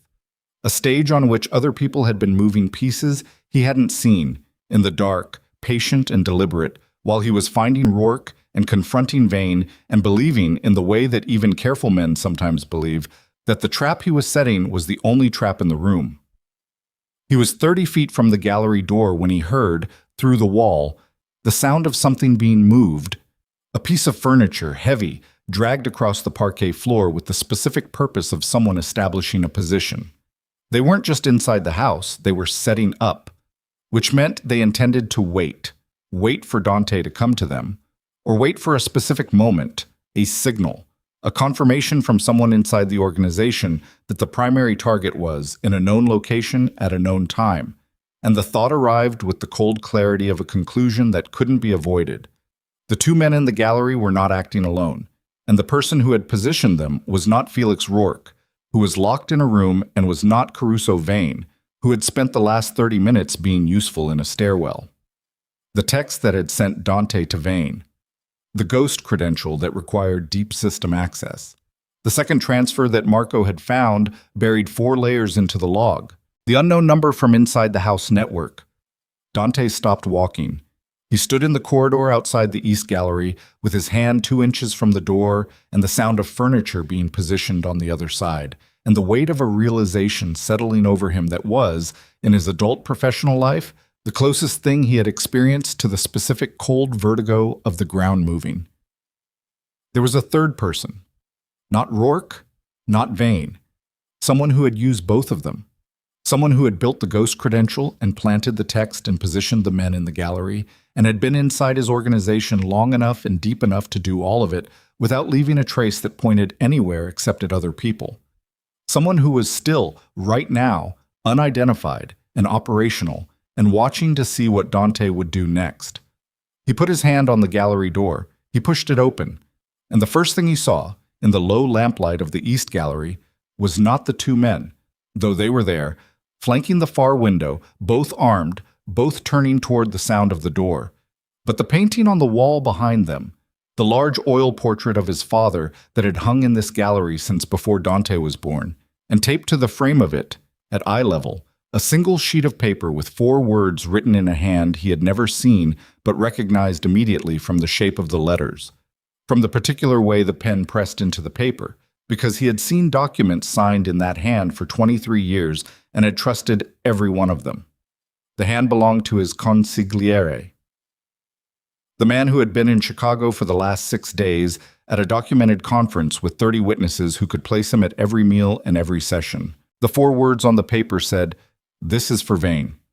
And in that moment, with two armed men in the room and his consigliere's handwriting on the wall and the whole architecture of the last 4 months reassembling itself around a center he hadn't seen, Dante Moretti understood that the man he had trusted most completely, the man who sat at the right hand of every decision he had made for 6 years, had built this, all of it, not for the Kellens, not for money, not for territory, for a debt that wasn't his to collect. And he had done it so cleanly, from such a safe distance, with such perfect deniability, that the only evidence connecting him to any of it was 4 words written on a piece of paper in a room that was about to become very complicated. Dante looked at the 2 men by the window. They were looking at him. Nobody had moved yet, and the stillness in the room had the particular quality of the 3 seconds before something irreversible happens, when every person present understands that whatever comes next cannot be undone, and the only question is who moves first and what they move toward. Dante's hand was still on the doorframe. He looked at the paper on the painting. He looked at the men. He made a decision that was not the decision he would have made 24 hours ago, not the decision the man he had been before this night would have recognized as his own, but the only decision available to a man who has just discovered that the ground he built everything on was never solid to begin with, and the only way forward is through the fire he's standing in. He stepped into the gallery and pulled the door shut behind him. The 2 men by the window moved at the same time. Not toward him. That was the first thing Dante registered, the first piece of information that told him the shape of what he was walking into. They moved apart, separating, one going left toward the fireplace and one going right toward the far bookcase, a practice spread that was designed to split a target's attention and create a crossfire geometry that had no good answer. Trained men. Not the kind of muscle the Kellens used for debt collection, something more deliberate, more expensive. Dante didn't go for cover. Cover was the instinct, and instinct was what they were counting on, because cover in this room meant the heavy oak writing desk to his left or the settee near the fireplace, and both of those positions were inside the crossfire triangle, and moving to either of them would complete the geometry in their favor. So he stayed at the door. He kept his back to it and his hands visible, and he looked at the man going left, mid-30s, thick through the shoulders, moving with the economy of someone who had done this before, and he said, clearly and without raising his voice, "I need to talk to whoever sent you." The man going left stopped. The man going right did not stop. He continued to the far bookcase and took a position there, and Dante tracked him with peripheral vision while keeping his primary focus on the one who had hesitated, because the one who had hesitated was the one who had something to calculate, and a man calculating was a man who could be talked to. "Your boss wrote me a note," Dante said. He didn't gesture toward the painting. He didn't need to. The paper was visible to anyone standing in this room, and both men had been in this room for 20 minutes, and they had seen it. Which means he wanted me to know who this is from. Which means this isn't a quiet operation. He kept his voice level, the particular flatness that lived just below command register. "So the question is whether you're here to finish something or deliver something, because those are 2 different jobs and they have 2 different outcomes for everyone in this room." The man by the fireplace, the one who had stopped, looked at the one by the bookcase. A quarter-second exchange. Dante read it. "He's talking. Do we wait?" The one by the bookcase gave the smallest possible nod. So there was a hierarchy. Bookcase was senior. Dante shifted his primary focus accordingly. "You're not here to kill me tonight," Dante said, looking at the one by the bookcase. "If you were, we wouldn't be having this conversation. I'd be on the floor already." He paused. "What does he want?" The man by the bookcase, older than the other one, early 50s, with a stillness that came from somewhere deep and professional, looked at him for a moment. Then he reached into his jacket with 2 fingers slowly and produced a phone. He held it out, screen facing Dante, across the 12 feet of gallery floor between them. On the screen was a video call, already connected, already live. And on the other end of it, sitting in a hotel room that had the specific anonymous quality of upscale conference accommodations, beige walls, crown molding, the edge of a window showing a city that was not New York, was a man named Gerald Koss. Gerald Koss, 61, silver-haired, who had sat at Dante's right hand for 6 years and managed the legal architecture of the Moretti organization's surface operations with a precision that had kept 3 federal investigations from ever becoming indictments, and who is currently in Chicago at a documented conference with 30 witnesses who could place him at every session. He was wearing his conference lanyard. Still, it hung around his neck like a prop, which was exactly what it was. "Dante," he said. His voice through the phone was clear, calm. The voice of a man who had prepared for this conversation and was not afraid of it. Dante looked at the phone across 12 feet of gallery floor. He did not move toward it. "Gerald," he said, "I need you to listen to me." "I'm listening." "The paper on the frame," Koss said. "I need you to understand what it means." "It means you built this for Vane's father," Dante said. "The promise my father made. The 40% of Flushing that I buried 18 months ago." He kept his voice flat. "Vane came to you after I turned him away, and you decided that was your vehicle." A small pause on the other end, the pause of a man recalibrating for an interlocutor who arrived further along than expected. "Caruso's father and I were business partners before your father ever met either of us," Koss said. "What your father promised him was legitimate. What you did to that document was theft. The document was disputed. By you. Unilaterally. Without arbitration, without counsel, without telling me, which was a decision you made because you knew I would have told you it was wrong." His voice stayed even throughout, but underneath it something had been running for a long time. Dante could hear it, a current of something cold and accumulated. "I've been with your family for 23 years, Dante. I watched your father build what you inherited, and I watched you maintain it, and I have protected this organization through things that would have destroyed lesser operations, and the first time you did something that I could not protect because it was not defensible, you didn't come to me. You just did it and buried it, and assumed I wouldn't find out. And you decided the appropriate response was to give my financial architecture to the Kellens," Dante said. "I decided the appropriate response was to create enough pressure that you would have to negotiate.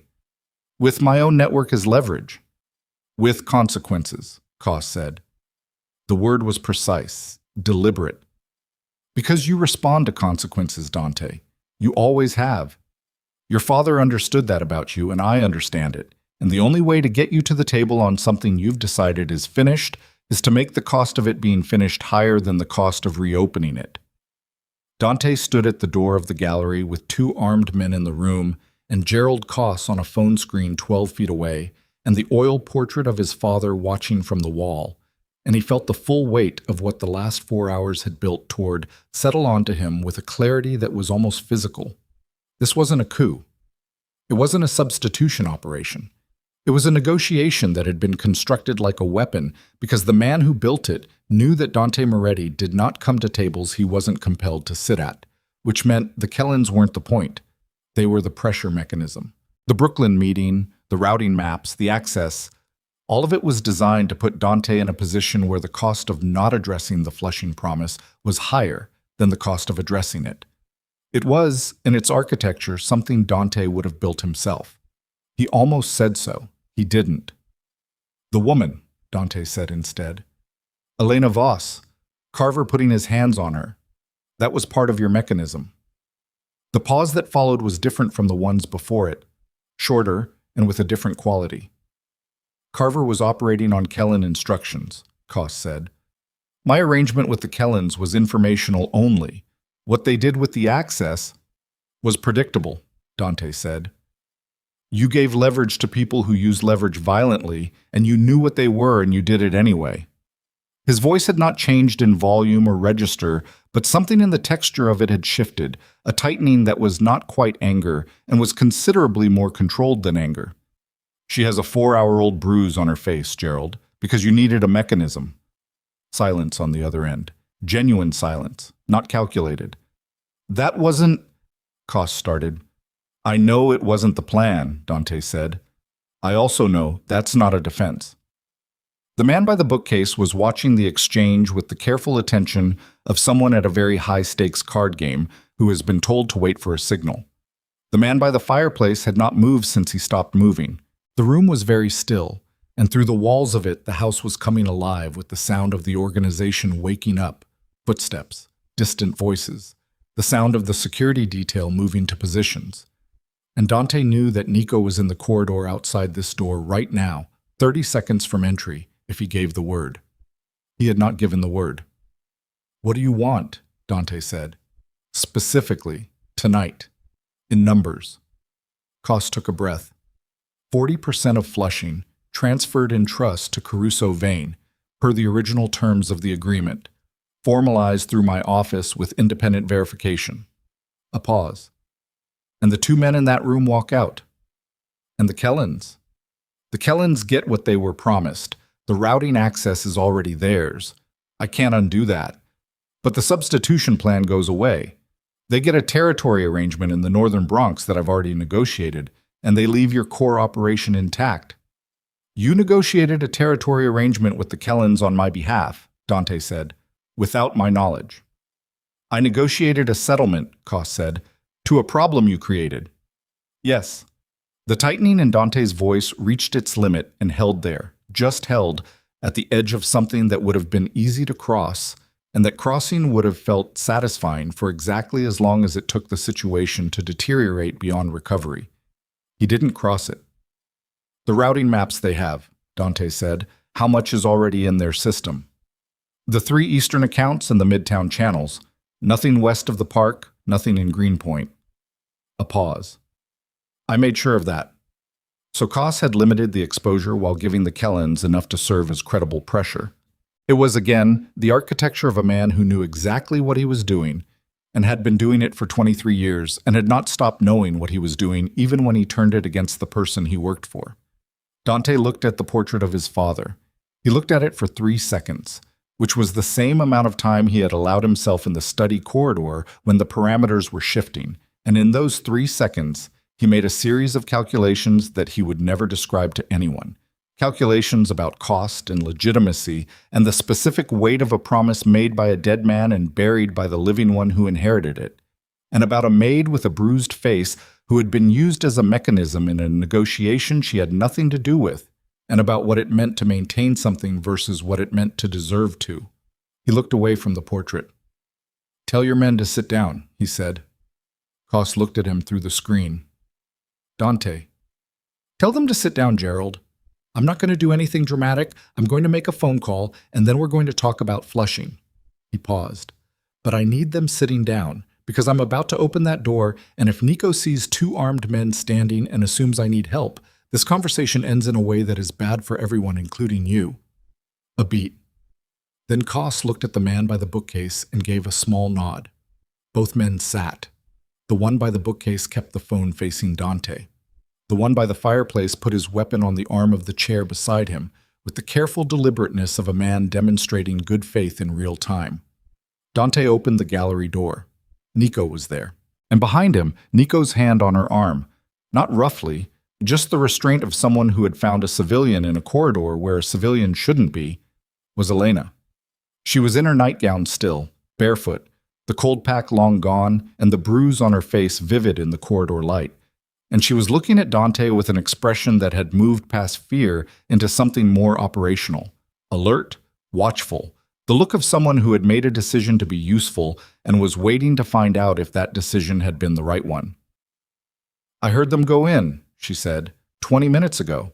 "I followed them from the garden entrance." Dante looked at her. He looked at the bruise. He looked at her feet on the cold marble. "How did they get through the garden entrance?" he said. "The gate latch is broken," she said. "The east garden gate. The pin sheared off. I noticed it 2 weeks ago and reported it to Mrs. Albano, and she said she'd have it fixed and she didn't." A pause. "I should have reported it again." Dante looked at Nico. "Was that in any security log?" Nico pulled out his phone and checked. "Maintenance request 14 days ago. Not actioned. A broken gate latch. Not a sophisticated breach. Not a compromised system. A maintenance request that fell through the cracks of a house run by humans who forgot things, and 2 men who had done reconnaissance and found it and walked through it in the dark." The most elaborate organizational betrayal he'd encountered in 11 years of running this empire, and the physical entry point was a broken gate pin that cost $40 to fix. He almost laughed. He did not laugh. "Get her a coat," he told Nico, "and get something for her feet." He looked at Elena. "Go back to the kitchen." I mean it this time. She looked at him steadily. Is it over? Not yet. Then I'll go back to the kitchen when it's over, she said. Not with defiance, with the specific, unadorned practicality of someone who has calculated the variables and arrived at a position and is not going to be moved from it by anything short of a direct order she respects. I know this house better than most of the men you have in it. If something goes wrong, you might need that. Dante looked at her for a long moment. The bruise, the bare feet, the steadiness. He turned back to the gallery. Nico, get her something for her feet. He went back inside. What followed in the next 40 minutes was not a negotiation in any conventional sense. It was something closer to an audit, a rigorous, exhausting, occasionally furious accounting of what had been done and what it had cost and what correcting it would require. Koss walked him through the Kellen arrangement in detail, the territorial boundaries, the financial settlement, the specific mechanisms by which the routing exposure could be contained if Dante moved the 3 Eastern accounts tonight. Dante pushed back on the Bronx territory, not because the number was wrong, but because the arrangement had been made without his knowledge, and he needed to be seen to push back, needed the record to show that he had not simply accepted a fait accompli, that there was a version of this settlement that bore his mark as well as Koss's. They fought about the Flushing numbers for 11 minutes. Real fighting, not theatrical, not performative, the grinding specific combat of 2 men who know the same territory from different angles and are not going to yield ground they consider fundamental. Koss held at 40%. Dante pushed to 35. They landed at 37.5 with a 5-year management arrangement that kept operational control within the Moretti structure while the territory revenue transferred to Vane under independent accounting. Dante agreed to it. He agreed to it because it was right, not because Koss had forced him to it, not because the mechanism had worked, but because sitting in the gallery with his father's portrait on the wall and a broken gate in his garden and a woman with a bruised face in his corridor, he had the specific, unwelcome clarity of a man who has been looking at himself accurately for the first time in a while and does not entirely like what he sees. And clarity of that kind, even when it's unwelcome, is the only currency that buys anything real. He agreed to it. The 2 men left through the garden entrance, the same way they'd come in, which struck Dante as a kind of symmetry, and Koss ended the call with a brevity that contained, if not warmth, at least the specific weight of 23 years not being entirely erased by 4 months of warfare. Dante sat in the gallery alone for 4 minutes. Then he stood up and went to find Marco. The restructuring of the 3 Eastern accounts took until 5:40 a.m. Dante and Marco worked in the server room with 2 of the financial staff who had been woken and brought in without being told more than they needed to know, and they moved the accounts through the Greenpoint base using secondary codes that the Kellen routing maps didn't have. And by the time pale light was starting at the east windows, the exposure was contained and the Kellen access was mapped to dead accounts that would show activity for another 72 hours before going dark. They would know eventually. Dante was counting on them knowing eventually, was counting on the moment when they checked the accounts and found the rerouting, because that moment was going to tell him exactly how far their internal analysis had gotten and how long they'd been watching and what they thought they knew. Information, even the information of discovery, was usable if you were watching for it. At 5:55, with the first gray light of a July morning pressing against the east windows, Dante went back to the gallery. He took the paper off the frame of his father's portrait. He held it for a moment. 4 words in Koss's handwriting, "This is for Vane." And then he folded it once and put it in his shirt pocket and looked at the portrait. His father's face looked back at him the way it always had, formal, composed, with the specific impenetrability of oil paint, which showed you exactly what the painter decided you should see and nothing underneath. Dante had spent a significant portion of his adult life trying to read what was underneath and arriving at different answers at different points, and tonight's answer was one he would think about for a long time. He left the gallery. In the North Corridor room, Felix Rourke was asleep in his chair, genuinely asleep, the boneless, exhausted sleep of a man whose system had crashed after hours of sustained dread. Marco had gotten the account access and the communication records and the phone numbers before he went under, and Rourke's file was now the most documented piece of evidence in Dante's possession. Dante looked at him through the open door for a moment and then closed it quietly. He went to find Caruso Vane. Vane was not in his room. He was in the kitchen, sitting at the island on one of the bar stools, and sitting across the island from him, on the other bar stool, was Elena. They were not talking. They were both holding mugs of something, coffee from the smell of it. And the kitchen had the specific atmosphere of two people who have been through enough in the last several hours that the ordinary social protocols have been stripped away, and what's left is just the fact of two people in a room existing in the same difficult night. Dante stopped in the doorway. Vane looked up. He read Dante's face, whatever was on it, and set his mug down. "Costs," Vane said. "We settled," Dante said. 37.5. 5-year management arrangement, independent accounting. It gets formalized through Koss's office when he's back in New York. Vane was very still. The stillness of a man receiving news that has been the central fact of his life for a significant period of time and is now resolving into something real. His hands were flat on the island surface. His face did very little, which was his face's habitual mode, but something moved through it that Dante tracked. Not relief exactly, and not triumph. Something quieter and more private than either of those things. "And Koss," Vane said, "his position." "Unchanged," Dante said. "For now." Vane looked at him. "He burned 4 months of your operation." "He also contained the exposure," Dante said. "And he's been protecting this organization for 23 years. That has a weight." He paused. "We'll have a longer conversation about what his position looks like going forward. That conversation isn't tonight." Vane nodded. He picked up his mug. He looked at the surface of the coffee in it, and something in his shoulders dropped. A millimeter, a release of tension that had been structural for a long time.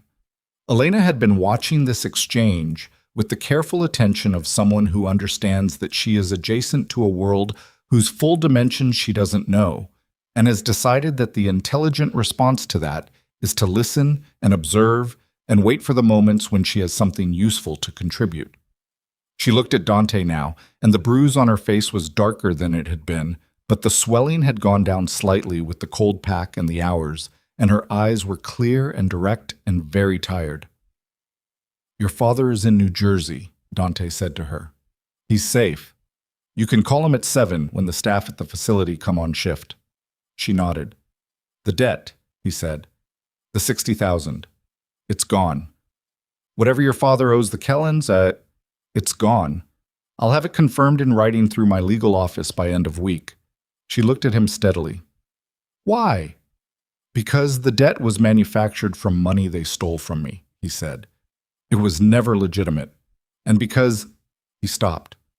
The second reason was not something he had words for yet, or rather it was something he had words for, but none that he was going to say in a kitchen at 6 in the morning with Caruso Vane sitting 12 inches away. "Because it's the right thing," he said. She held his gaze. She didn't say thank you, which he found he was relieved about. Thank you would have made it smaller than it was, would have reduced it to a transaction, and it was not a transaction. It was a correction. She seemed to understand that, or at least to feel the shape of it, because what she did instead was nod once with a deliberateness that gave the nod the weight of something more than acknowledgement. Dante looked at the two of them, Vane with his coffee and his newly resolved history, Elena with her bruise and her bare feet and her coat that Nico had finally found, a large wool thing that swamped her. And he thought about the Brooklyn warehouse, the meeting that Briggs would call, the trap that was still set and waiting, and that now needed to be walked into with considerably more preparation than he'd had 12 hours ago. He had the Kellen communication channels from Rourke. He had Vane, who would receive Briggs's contact within 24 hours. He had a contained exposure and a restructured financial network, and a consigliere who had shown his hand and been incorporated into the settlement rather than burned out of it. He had pieces. Not enough pieces? Not yet. But the shape of what enough would look like was becoming visible. He was about to leave the kitchen, about to start the next phase, the operational planning, the logistics of what Brooklyn was going to require, when Elena said his name. Not Mr. Moretti. His name. The first time she had used it, and she used it the way someone uses a word they've been considering for a while and have decided is the accurate one. "Dante," she said. He turned. "The second man," she said. "The one by the fireplace. He had a radio. Before I followed them in, when they were still in the garden, I heard it. Someone was talking to them on it." She paused. "It wasn't Italian, and it wasn't English." He looked at her. "What language?" "I don't know," she said. But I've been trying to place it for the last 3 hours, and I keep coming back to the same thing. It sounded like—" She stopped. She pressed her lips together. "There was a man in the building I grew up in. He was from a specific place, and I used to hear him on his phone in the hallway sometimes. The cadence, the specific rhythm of the vowels." Dante waited. "Albanian," she said. It sounded Albanian. The word landed in the kitchen. Dante stood very still. His mind moved fast and without narration, running through what he knew about the Kellen organization's external connections, their import operations, their financial backers, the specific network of relationships that had allowed them to grow in the last 3 years at a speed that the 5 boroughs' established organizations had noted and discussed without quite explaining. The Kellens had Albanian backing, which meant the Kellens were not a local operation with local ambitions. They were a front, or a partner, or a managed asset of something considerably larger and considerably less geographically contained than a New York substitution play, and the routing maps they had taken from Dante's network were not going to be used to step into his shoes. They were going to be used to map the entire Northeastern financial architecture and hand it to people who were not from here and did not have here as their limit. Dante's jaw tightened, once, then released. He looked at Elena with the specific attention of a man who has just received the piece of information that changes everything. Not the piece that breaks him, but the piece that finally shows him the correct size of the board he's playing on. The piece that makes everything else make sense. And along with the making sense comes the cold and precise understanding of how much larger and more urgent the Brooklyn meeting now was. How much more was riding on it than territory or organizational pride, or even the 4 months of exposure that Koss had engineered. Because if the Kellens were operating with Albanian backing, the Brooklyn meeting wasn't a trap set by a rival family. It was an audition point for something that reached considerably further than Brooklyn, and the only person who could close it was standing in a kitchen at 6 in the morning with a bruise on her face and cold feet and a wool coat 3 sizes too big, and she had just handed him the key without knowing that's what she'd done. Dante looked at her for a long moment. "How certain are you?" he said. She didn't hesitate. "Certain enough that I'm telling you," she said. "I don't say things I'm not certain enough to say." He believed her. He believed her with the same completeness with which he had believed 4 hours ago that she was telling the truth about Carver, not because he was credulous, but because he had spent his entire life reading people, and Elena Voss read, as someone who understood the cost of inaccuracy and priced her words accordingly. "All right," he said. He turned. He took his phone from his pocket. He started to dial. 30 seconds later, when Marco picked up, Dante spoke for 45 seconds without stopping, and Marco was silent throughout. And when Dante finished, there was a pause of 5 seconds, and then Marco said, in the compressed voice, "Albanian." "Yes," Dante said. "Then we can't go into Brooklyn with what we have," Marco said. "No," Dante said. "We need more. We need everything Rourke has on the communication chain, not just the numbers, the metadata. Who called whom first, how many times, the timing patterns." He was moving now, out of the kitchen, into the corridor, heading for the north room and Rourke and the work that was going to consume the next 18 hours. "Wake him up. And Marco." "Yeah." "Get me everything we have on Albanian networks in the Northeast. Everything. I don't care how old it is." He ended the call. He was halfway down the corridor when he heard footsteps behind him, light, quick, bare feet on marble, and he stopped and turned, and Elena was there, the coat open, the mug still in one hand, and she had the look of someone who has made a decision and is 3 seconds past the point where she might have unmade it. "I'm coming," she said. "Elena?" "You need someone who can identify the language in real time," she said. "If there are communications, if there's a recording, you need someone who knows what Albanian sounds like and can tell you what they're saying." A pause. "I grew up in a building where I heard it every day for 6 years. I'm not fluent, but I know enough to tell you if something's wrong." She held his gaze. "That's useful. You know it's useful." He looked at her, the bruise, the bare feet, the coat, the mug. He looked at her for the amount of time it took to run the calculation and arrive at the answer. "Put some shoes on," he said. He turned back toward the north room. Behind him, he heard her footsteps recede toward the kitchen at a pace that was not quite a run. The pace of someone who has been told yes and intends to act on it before yes becomes something else, before the morning fully arrives and the night's permissions expire, moving fast through the house that was filling now with gray light and the sound of men at work, and the specific charged atmosphere of an organization that has survived a night that was designed to end it and is now turning its full and consolidated attention toward what comes next. The Brooklyn warehouse. 18 hours away. And somewhere on the other end of a communication chain that Rourke was about to fully dismantle, a man named Lenny Briggs, who thought the trap he'd set was still intact, who thought the night had gone according to plan, who was going to pick up his phone sometime in the next 12 hours and make a call that he believed would end Dante Moretti's reign in New York.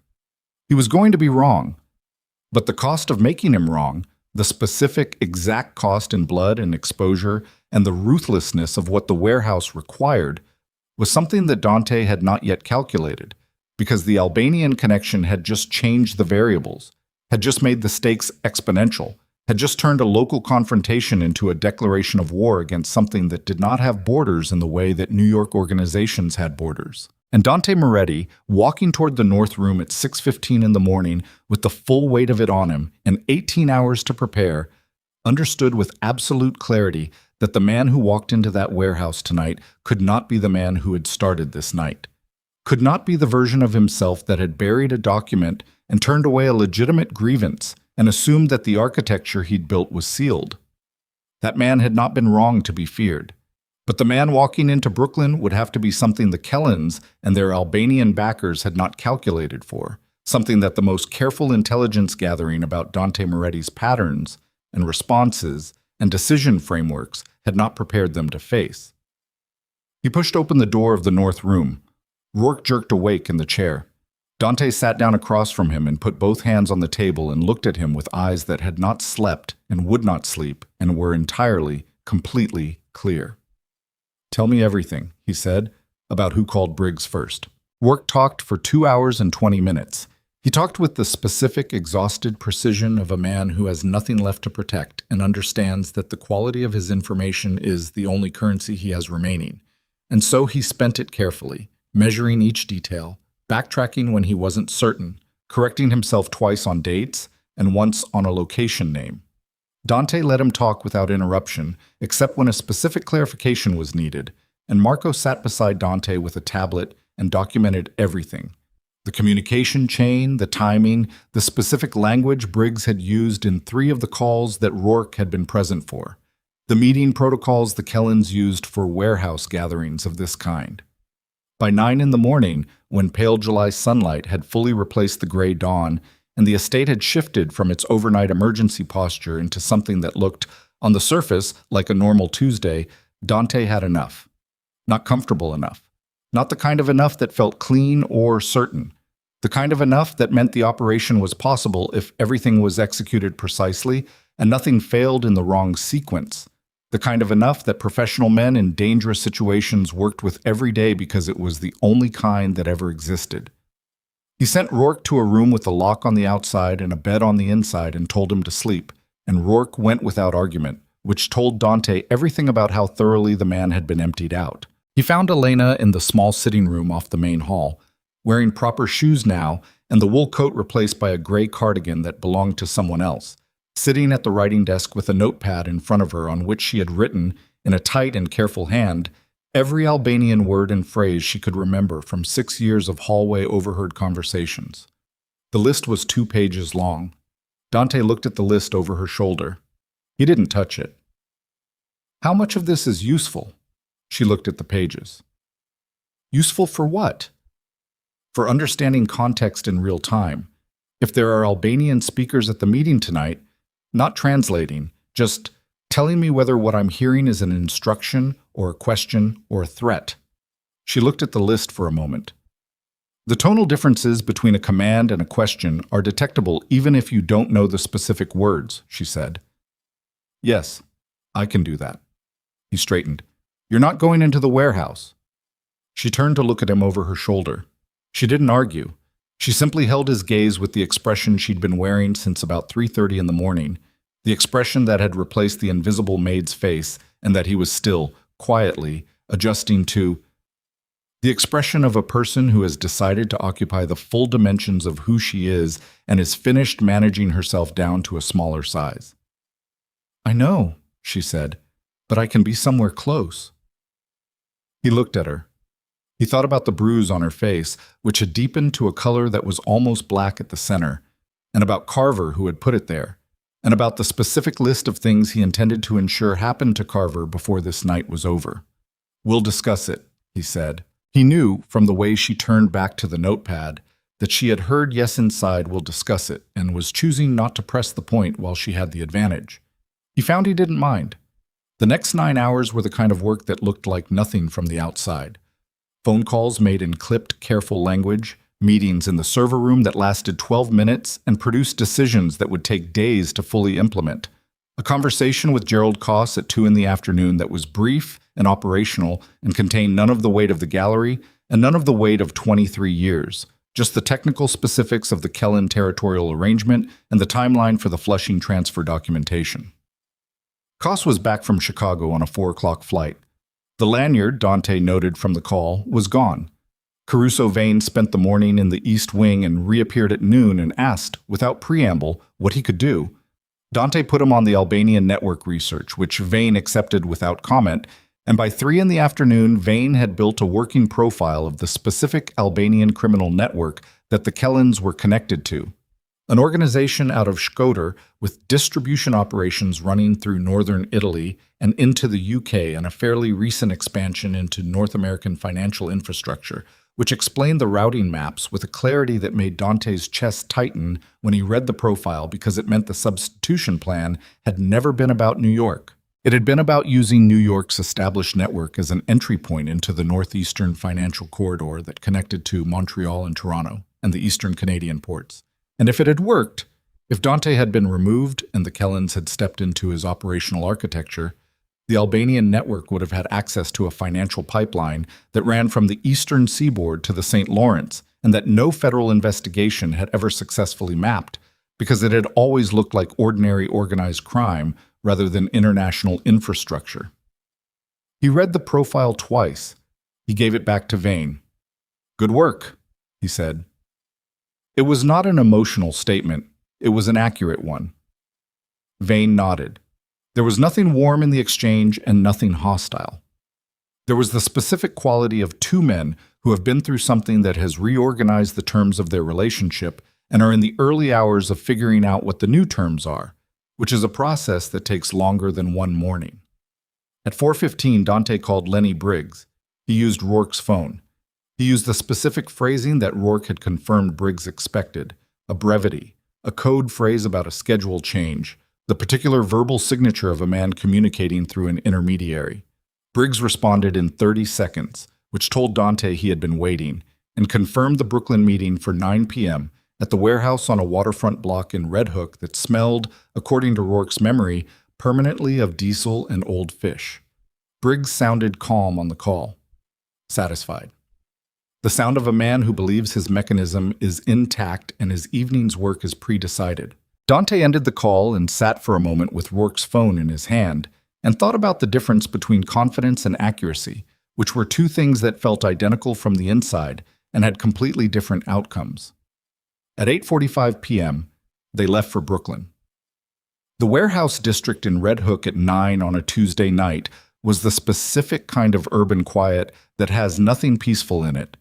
Industrial blocks gone dark, the East River 2 streets over, the smell of salt and metal, the particular silence of a neighborhood that does its loudest work at other hours and is currently holding its breath between them.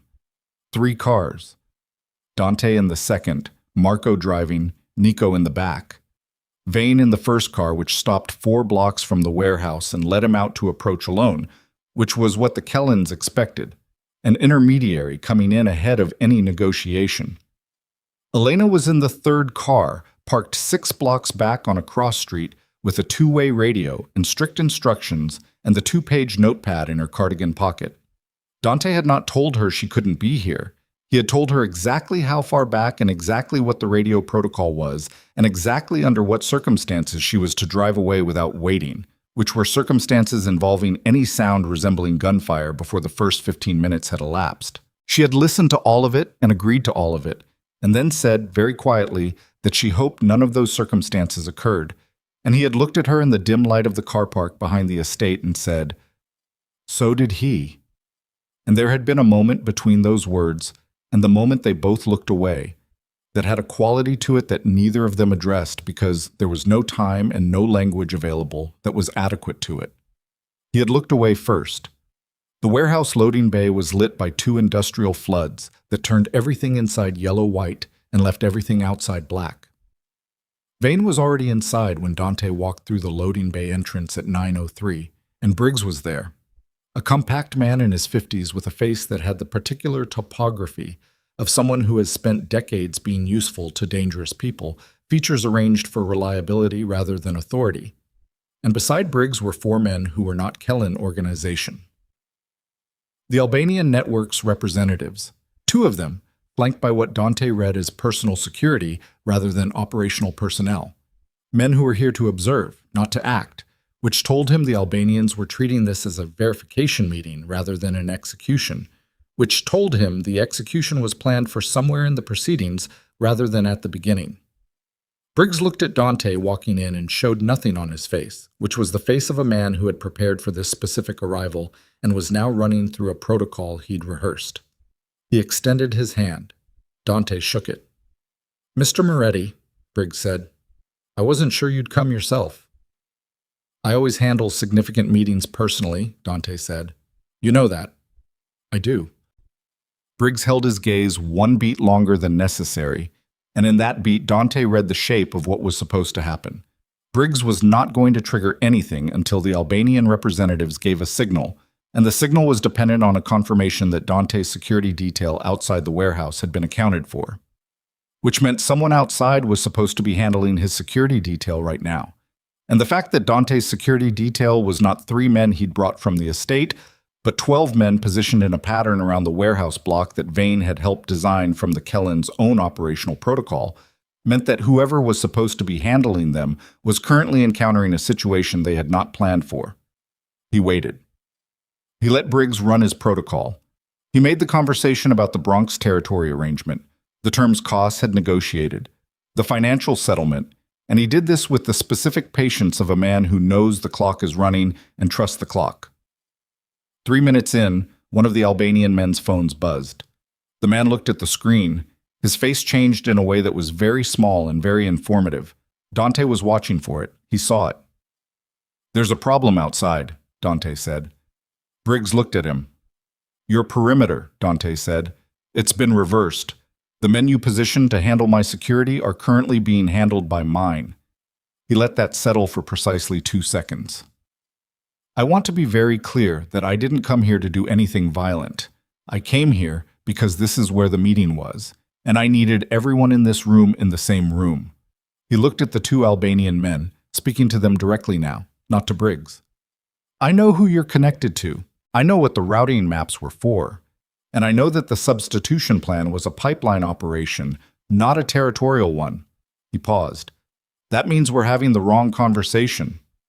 The taller of the 2 Albanian men, gray at the temples, a suit that cost more than most of the cars outside, the stillness of someone accustomed to being the most dangerous person in any room he entered, looked at Dante with an expression of assessment that was almost academic. "You found the network," the man said. His English was precise and barely accented. "I found the shape of it," Dante said, "which is enough to know that what you want from New York is not territory. It's the corridor, Montreal to the coast." The man looked at him for a moment. "And you're offering what?" "A conversation," Dante said. "Not here. Not tonight. With lawyers and accountants and documentation, in a setting that doesn't require anyone to stand in a warehouse in Red Hook pretending this is about debt collection." He held the man's gaze. You went to a great deal of trouble to map my operation, which means you understand how it works, which means you understand that removing me and substituting the Kellens would have given you a corridor that was already degraded, because the Kellens don't have what I've built, they have the map of it, and a map isn't the thing. He paused. I'm the thing. Silence in the warehouse. The floodlights hummed. Briggs had gone very still in the way of a man whose script has reached a page he didn't write. The Albanian man was quiet for a long moment. He looked at his companion. A brief exchange, 3 words, low, in Albanian, and then he looked back at Dante. Through the radio in Dante's jacket pocket, barely audible, he heard Elena's voice say one word. She had heard the Albanian exchange through the open channel. The word she said was legitimate. They were asking each other whether the offer was legitimate. Dante kept his face neutral, but something in him that had been running at maximum tension for the last 18 hours released, very slightly, a single degree. We can have a conversation, the Albanian man said. Briggs looked at Dante with the expression of a man who has just understood that the vehicle he was driving was never going to arrive at the destination he'd been promised, and that the person who promised him the destination had known this for longer than the current meeting had lasted. He looked like he wanted to say something and couldn't find the category for it. Dante looked at him. The debt operations, he said. The enforcement work. The people your organization has been running that against. I want the records, all of them. Names, amounts, interest calculations. And I want Carver. Briggs looked at the floor. Carver specifically, Dante said. Tonight. Briggs nodded. A small, deflated movement. Good, Dante said. Carver was brought to a location in Queens that Dante did not attend personally, because the work done there was handled by men he trusted to do it correctly, and because his presence was not necessary, and his presence at certain things was a line he maintained for his own reasons, which had nothing to do with squeamishness and everything to do with the understanding that a man who is present at everything becomes a particular kind of thing, and he had spent 11 years deciding carefully what kind of thing he was going to be. He did confirm, through Marco, before midnight, that Carver would not be putting his hand on anyone else's face. The warehouse meeting ended at 10:45. The Albanians left first, by arrangement, with the understanding that a formal meeting would be scheduled through legal representatives within 30 days, a timeline that gave Dante time to assess the full scope of the corridor operation and decide what a real partnership looked like versus what a managed separation looked like, which were 2 very different outcomes, and the decision between them would depend on information he didn't yet fully have. He was comfortable with that. 30 days was enough time to know. Briggs left with 2 of Dante's men who had specific questions about the Kellen organization's remaining operations, which Briggs answered with the cooperative thoroughness of a man who has decided that the most important thing now is to not be the last person in the room when the accounting happens. Vane rode back in Dante's car. They didn't talk for the first 15 minutes. The Brooklyn-Queens Expressway at 11 at night was its own particular quiet. Lights on the water, the bridge cables, the specific melancholy of a city that never goes fully dark but gets as close as it ever will in these hours. Marco drove. Nico was in the passenger seat. Dante and Vane sat in the back with 6 inches between them and the weight of the night around them. The warehouse, Vane said finally. You didn't need me there. I needed the protocol design, Dante said, which you built correctly. That took me 4 hours. Yes. Vane looked out the window. The river went past. I spent 4 months building something to force you to a table. You spent 4 hours building a table that absorbed the whole thing. Dante looked at him. Is that a complaint? Vane almost smiled. Not quite. The ghost of one, the shadow a smile would have left. No, he said. It's an observation. They were quiet again. The car moved through the night. The management arrangement on Flushing, Vane said. I want to be involved in the transition directly, not through intermediaries. I know, Dante said. We'll structure it. And costs? Cost stays in his position under modified terms that we'll formalize, Dante said. What he built was wrong. It was also effective, and it surfaced a problem I had created and should have addressed. Both of those things are true simultaneously, and the response to them can't only be punitive. He paused. That's not weakness. I know what it is, Vane said. The city passed outside the windows, and the car was quiet the rest of the way. At the estate, just past midnight, the third car was already back. Elena was in the kitchen. She was standing at the stove when Dante came in, and the kitchen smelled of something warm, coffee, and something else, something that required actual cooking. And he stopped in the doorway and looked at the scene with the particular disorientation of a man returning from a night that has required him to be entirely one thing, and encountering, without transition, something entirely different. She turned when she heard him. Her eyes went to his face first, looking for damage, he realized, the same thing he had done when he saw her bruise for the first time. And then to his hands, and then back to his face, and whatever she read there made her shoulders drop a fraction. "You're hurt," she said. He looked down. The left side of his jacket was dark at the ribs, a wetness he had been aware of for the last hour and a half, and had been managing with the specific economy of attention of a man who has more urgent priorities. During the perimeter reversal, one of the Kellen men outside the warehouse had gotten a knife into him before Nico had resolved the situation. Not deep. Deep enough. "Sit down," she said. "Elena, sit down, Dante." He sat down at the island. On a bar stool, which was where she had been sitting 8 hours and a lifetime ago, when he'd handed her a cold pack and she'd told him about Carver.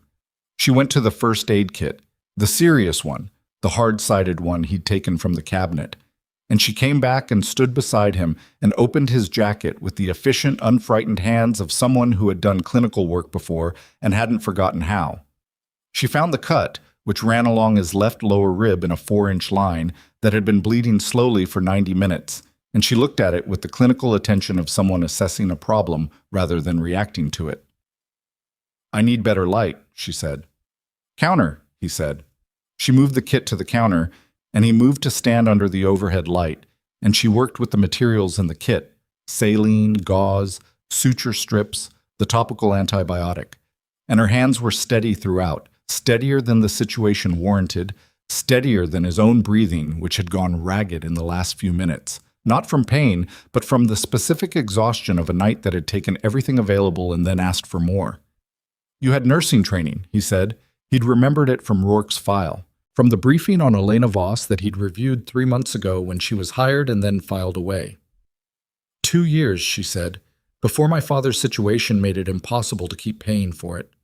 She was working on the wound as she spoke, efficient and quiet, and the kitchen was warm and the clock on the wall said 12:17, and outside the rain had come back, very gently, nothing like the violence of the night before, just a soft, consistent presence against the windows.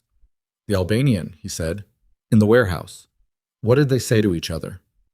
"Legitimate," she said, and then one of them said something I couldn't fully parse, something about the original plan being expensive. She pressed a strip of tape along the wound's edge, careful, precise. "I think they were relieved. They'd been managing the Kellen operation for 18 months, and I don't think the Kellens were easy to manage." "They weren't," Dante said. "That's usually the problem with instruments. They don't always go where you point them." She absorbed this without comment, which was one of the things he had noticed about her throughout this night. The specific intelligence of knowing when a thing had been said completely, and adding to it would only dilute it. She finished with the wound, she covered it with gauze, and pressed the edges of the tape down and stepped back and looked at her work the way she'd looked at the notepad, with the quiet assessment of someone whose standard is accuracy rather than approval. "That needs to be looked at properly in the next day or two," she said, "by someone with actual credentials." "I know a doctor," he said. "I imagine you know several." He almost smiled. It felt strange on his face, the muscles working in that direction and encountering the resistance of a night that had been made entirely of other kinds of expressions. It made it as far as the corner of his mouth and stayed there.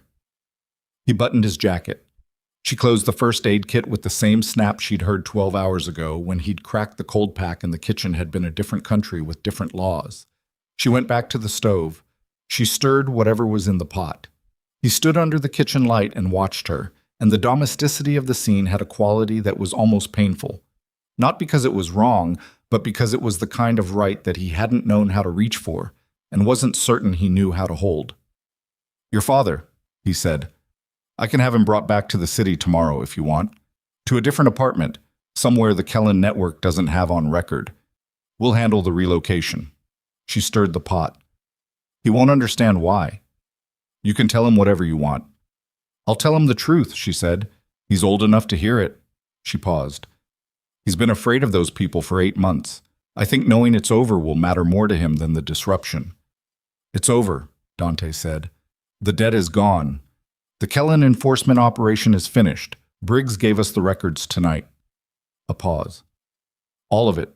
Every name on their debt list. Every enforcement action. I'll have my legal office process the formal releases this week. She stopped stirring. She stood at the stove with her back to him and her shoulders very still, and he understood that she was absorbing the full scale of what that meant. Not just her father, but every person on that list, every person who had been carrying a Kellen debt through fear for months or years, people she didn't know and would never meet, and whose relief was real and was going to happen because a maid had come downstairs at 3 a.m. for ice. She turned around. Her eyes were dry, but the effort of keeping them that way was visible in the specific quality of her stillness. Okay, she said. One word. Compressed and complete. He nodded. She plated 2 bowls of whatever was in the pot. Something simple, something with broth. And she set one on the island in front of a bar stool, and she sat down on the other one, and she picked up a spoon, and she ate. And after a moment, Dante sat down on the bar stool where she had sat 8 hours ago with a cold pack in her hands, and he picked up the other spoon, and they ate in a silence that was not empty. Outside the kitchen window, Long Island Sound was somewhere in the dark, and the rain was still going, and the night was maybe an hour from the first suggestion of morning, and inside the kitchen was warm and quiet, and the copper pots overhead were still, and the crack in the tile near the base of the island was still there. The small flaw in the otherwise perfect surface that Elena had noticed every morning when she mopped, the thing that was always there and never got fixed, the kind of imperfection that a house accumulates over decades and learns to incorporate without anyone deciding to. Dante ate the soup, which was good, simple and warm, and exactly what the body needed at 12:30 in the morning after a night like this one. And he thought about the things that remained. The Albanian negotiation, which was 30 days away, and would require the kind of preparation that filled months. The Flushing transfer, which Koss would manage, and which would take the rest of the year to fully implement. Rourke, whose situation he would deal with tomorrow in a conversation that would be brief and final. Vane, who would need a new kind of relationship that neither of them had the language for yet, but would develop, as things do, through the pressure of shared work. And the woman across the island, who had been hired 7 months ago as a live-in maid, and who had come downstairs for ice, and instead found a traitor and an Albanian network, and the center of something she had no reason to be at the center of, and who had been at the center of it steadily, without drama, with the steady, practical intelligence of someone who had been underestimated for a long time, and had developed, through that underestimation, a very clear sense of exactly what she was. He looked at her. She was looking at the soup. "You're not going back to the staff quarters," he said. She looked up. "I'm not offering you something in exchange for tonight," he said. "That's not what this is. I'm telling you that the arrangement you were hired under is over, and there's a different one available if you want it." He held her gaze. "This house needs someone who understands how it actually runs, not the visible surface of it, the real architecture, how information moves, where the pressure points are, what the weaknesses look like from inside." A pause. "You identified more of that in one night than people who have worked here for years." She looked at him steadily. "You're offering me a job." "I'm offering you a position that doesn't have a good title yet," he said. "The shape of it is something we'd have to figure out." "As part of the organization." He was quiet for a moment. "Adjacent to it," he said. "In the way that any person who knows this much about this operation is adjacent to it, regardless of what their job title is." She looked at the soup. She looked at the window. She looked at the copper pots above the island, still and familiar, the same pots she had cleaned twice a week for 7 months. "I want my father settled first," she said. "Of course." "And I want the nursing program," she said. "The tuition, not as a gift, as a term of the position. If I'm going to be useful to you the way I was tonight, I should finish the credential." He looked at her, the directness of it. Not gratitude, not submission, but the clean exchange of a person who knows her value and states it plainly without apology. Agreed, he said. She nodded. She picked up her spoon. She ate another spoonful of soup with the composed, practical air of someone who has concluded a negotiation and is done with it. They finished eating. She took the bowls to the sink and rinsed them without being asked, the habit of 7 months still running in the same channels as everything that had changed around it. And he watched her and thought about the nature of habits, how they outlasted the conditions that built them, how they carried forward into new country and kept working, kept being useful, even when nothing around them resembled what they were built for. She dried her hands on the kitchen towel. She hung it back on the oven rail. She turned around. "The kitchen where I cried," she said. She said it simply, the way someone states a coordinate, not with emotion, not making it significant beyond what it was. "That was 4 hours ago, and it feels like a year." "It was more than 4 hours," he said. "It feels longer than whatever it was." He nodded. He looked at the kitchen, the island, the copper pots, the overhead lights, the crack in the tile, the window with the rain going quiet beyond it, the door that he had locked from the inside when he found her, and that had never, in all the hours since, been locked against her. "Go get some sleep," he said. She picked up the wool coat from the back of the bar stool. She didn't put it on, just held it over her arm, the way you carry something you've been given that you've decided to keep. She looked at him once more, a direct look with the bruise still vivid on her face and her eyes clear and dry and steady. The look of a person who has come through something and arrived somewhere and is still, very precisely, themselves. Then she went out of the kitchen door, and he heard her footsteps in the corridor, not fading toward the basement stairwell and the staff quarters, but going the other direction toward the main stairs, toward the guest rooms on the second floor, because she was not going back to the room she'd started this night in, and she knew it, and so did he. He stood in the kitchen alone. The rain had stopped entirely. The clock on the wall said 12:51. In a few hours, the first of the morning staff would begin arriving, and the house would resume its visible surface operations. And to every external observer, it would be a Tuesday morning at the Moretti estate, ordinary and contained, and nothing in the surface would show the night that had happened inside it. The routing maps would be dead accounts by morning. The Flushing documentation would be drafted by the end of the week. The Albanian negotiation was 30 days away, and he had 30 days to understand exactly what he was negotiating and what he was not. Felix Rourke would be dealt with tomorrow, and Gerald Koss would land at JFK at 6:15, and Caruso Vane would sleep for the first time in 8 months without the specific weight of an unresolved debt pressing down on him. And somewhere in New Jersey, in a secure facility that smelled of antiseptic and was staffed by people who didn't ask questions, an old man named Voss was sleeping without knowing that the thing that had been following him for 8 months was gone, and would learn in the morning from his daughter's voice on the phone that he was safe, that the number they'd been calling with threats was no longer connected to anything that could reach him, that the debt was erased and the fear was over, and none of it, not a single dollar, not a single month of interest, had ever been legitimately owed. Dante turned off the kitchen light. He stood in the dark for a moment, which was the same dark the kitchen had been when he first stepped out of the shadows and saw her, and it had the same rain-soaked quiet and the same copper pots overhead and the same crack in the tile. But everything else had been reorganized around those constants into something that would take time to fully map and that he was not going to rush. He was a man who had built an empire by understanding which things were worth protecting and which things were not, and by being honest with himself about the difference, even when the honesty was costly. The night had been costly. He walked out of the kitchen and through the dark main hall and up the stairs, and the house held itself around him the way a house does when it has survived something. Not triumphant, not scarred, just present, just continuing. The way things that are built to last continue past the moments that test them and keep standing in the morning. Outside, the last of the clouds were moving off the sound. Somewhere to the east, the first gray suggestion of a Thursday morning was deciding whether to begin. It began.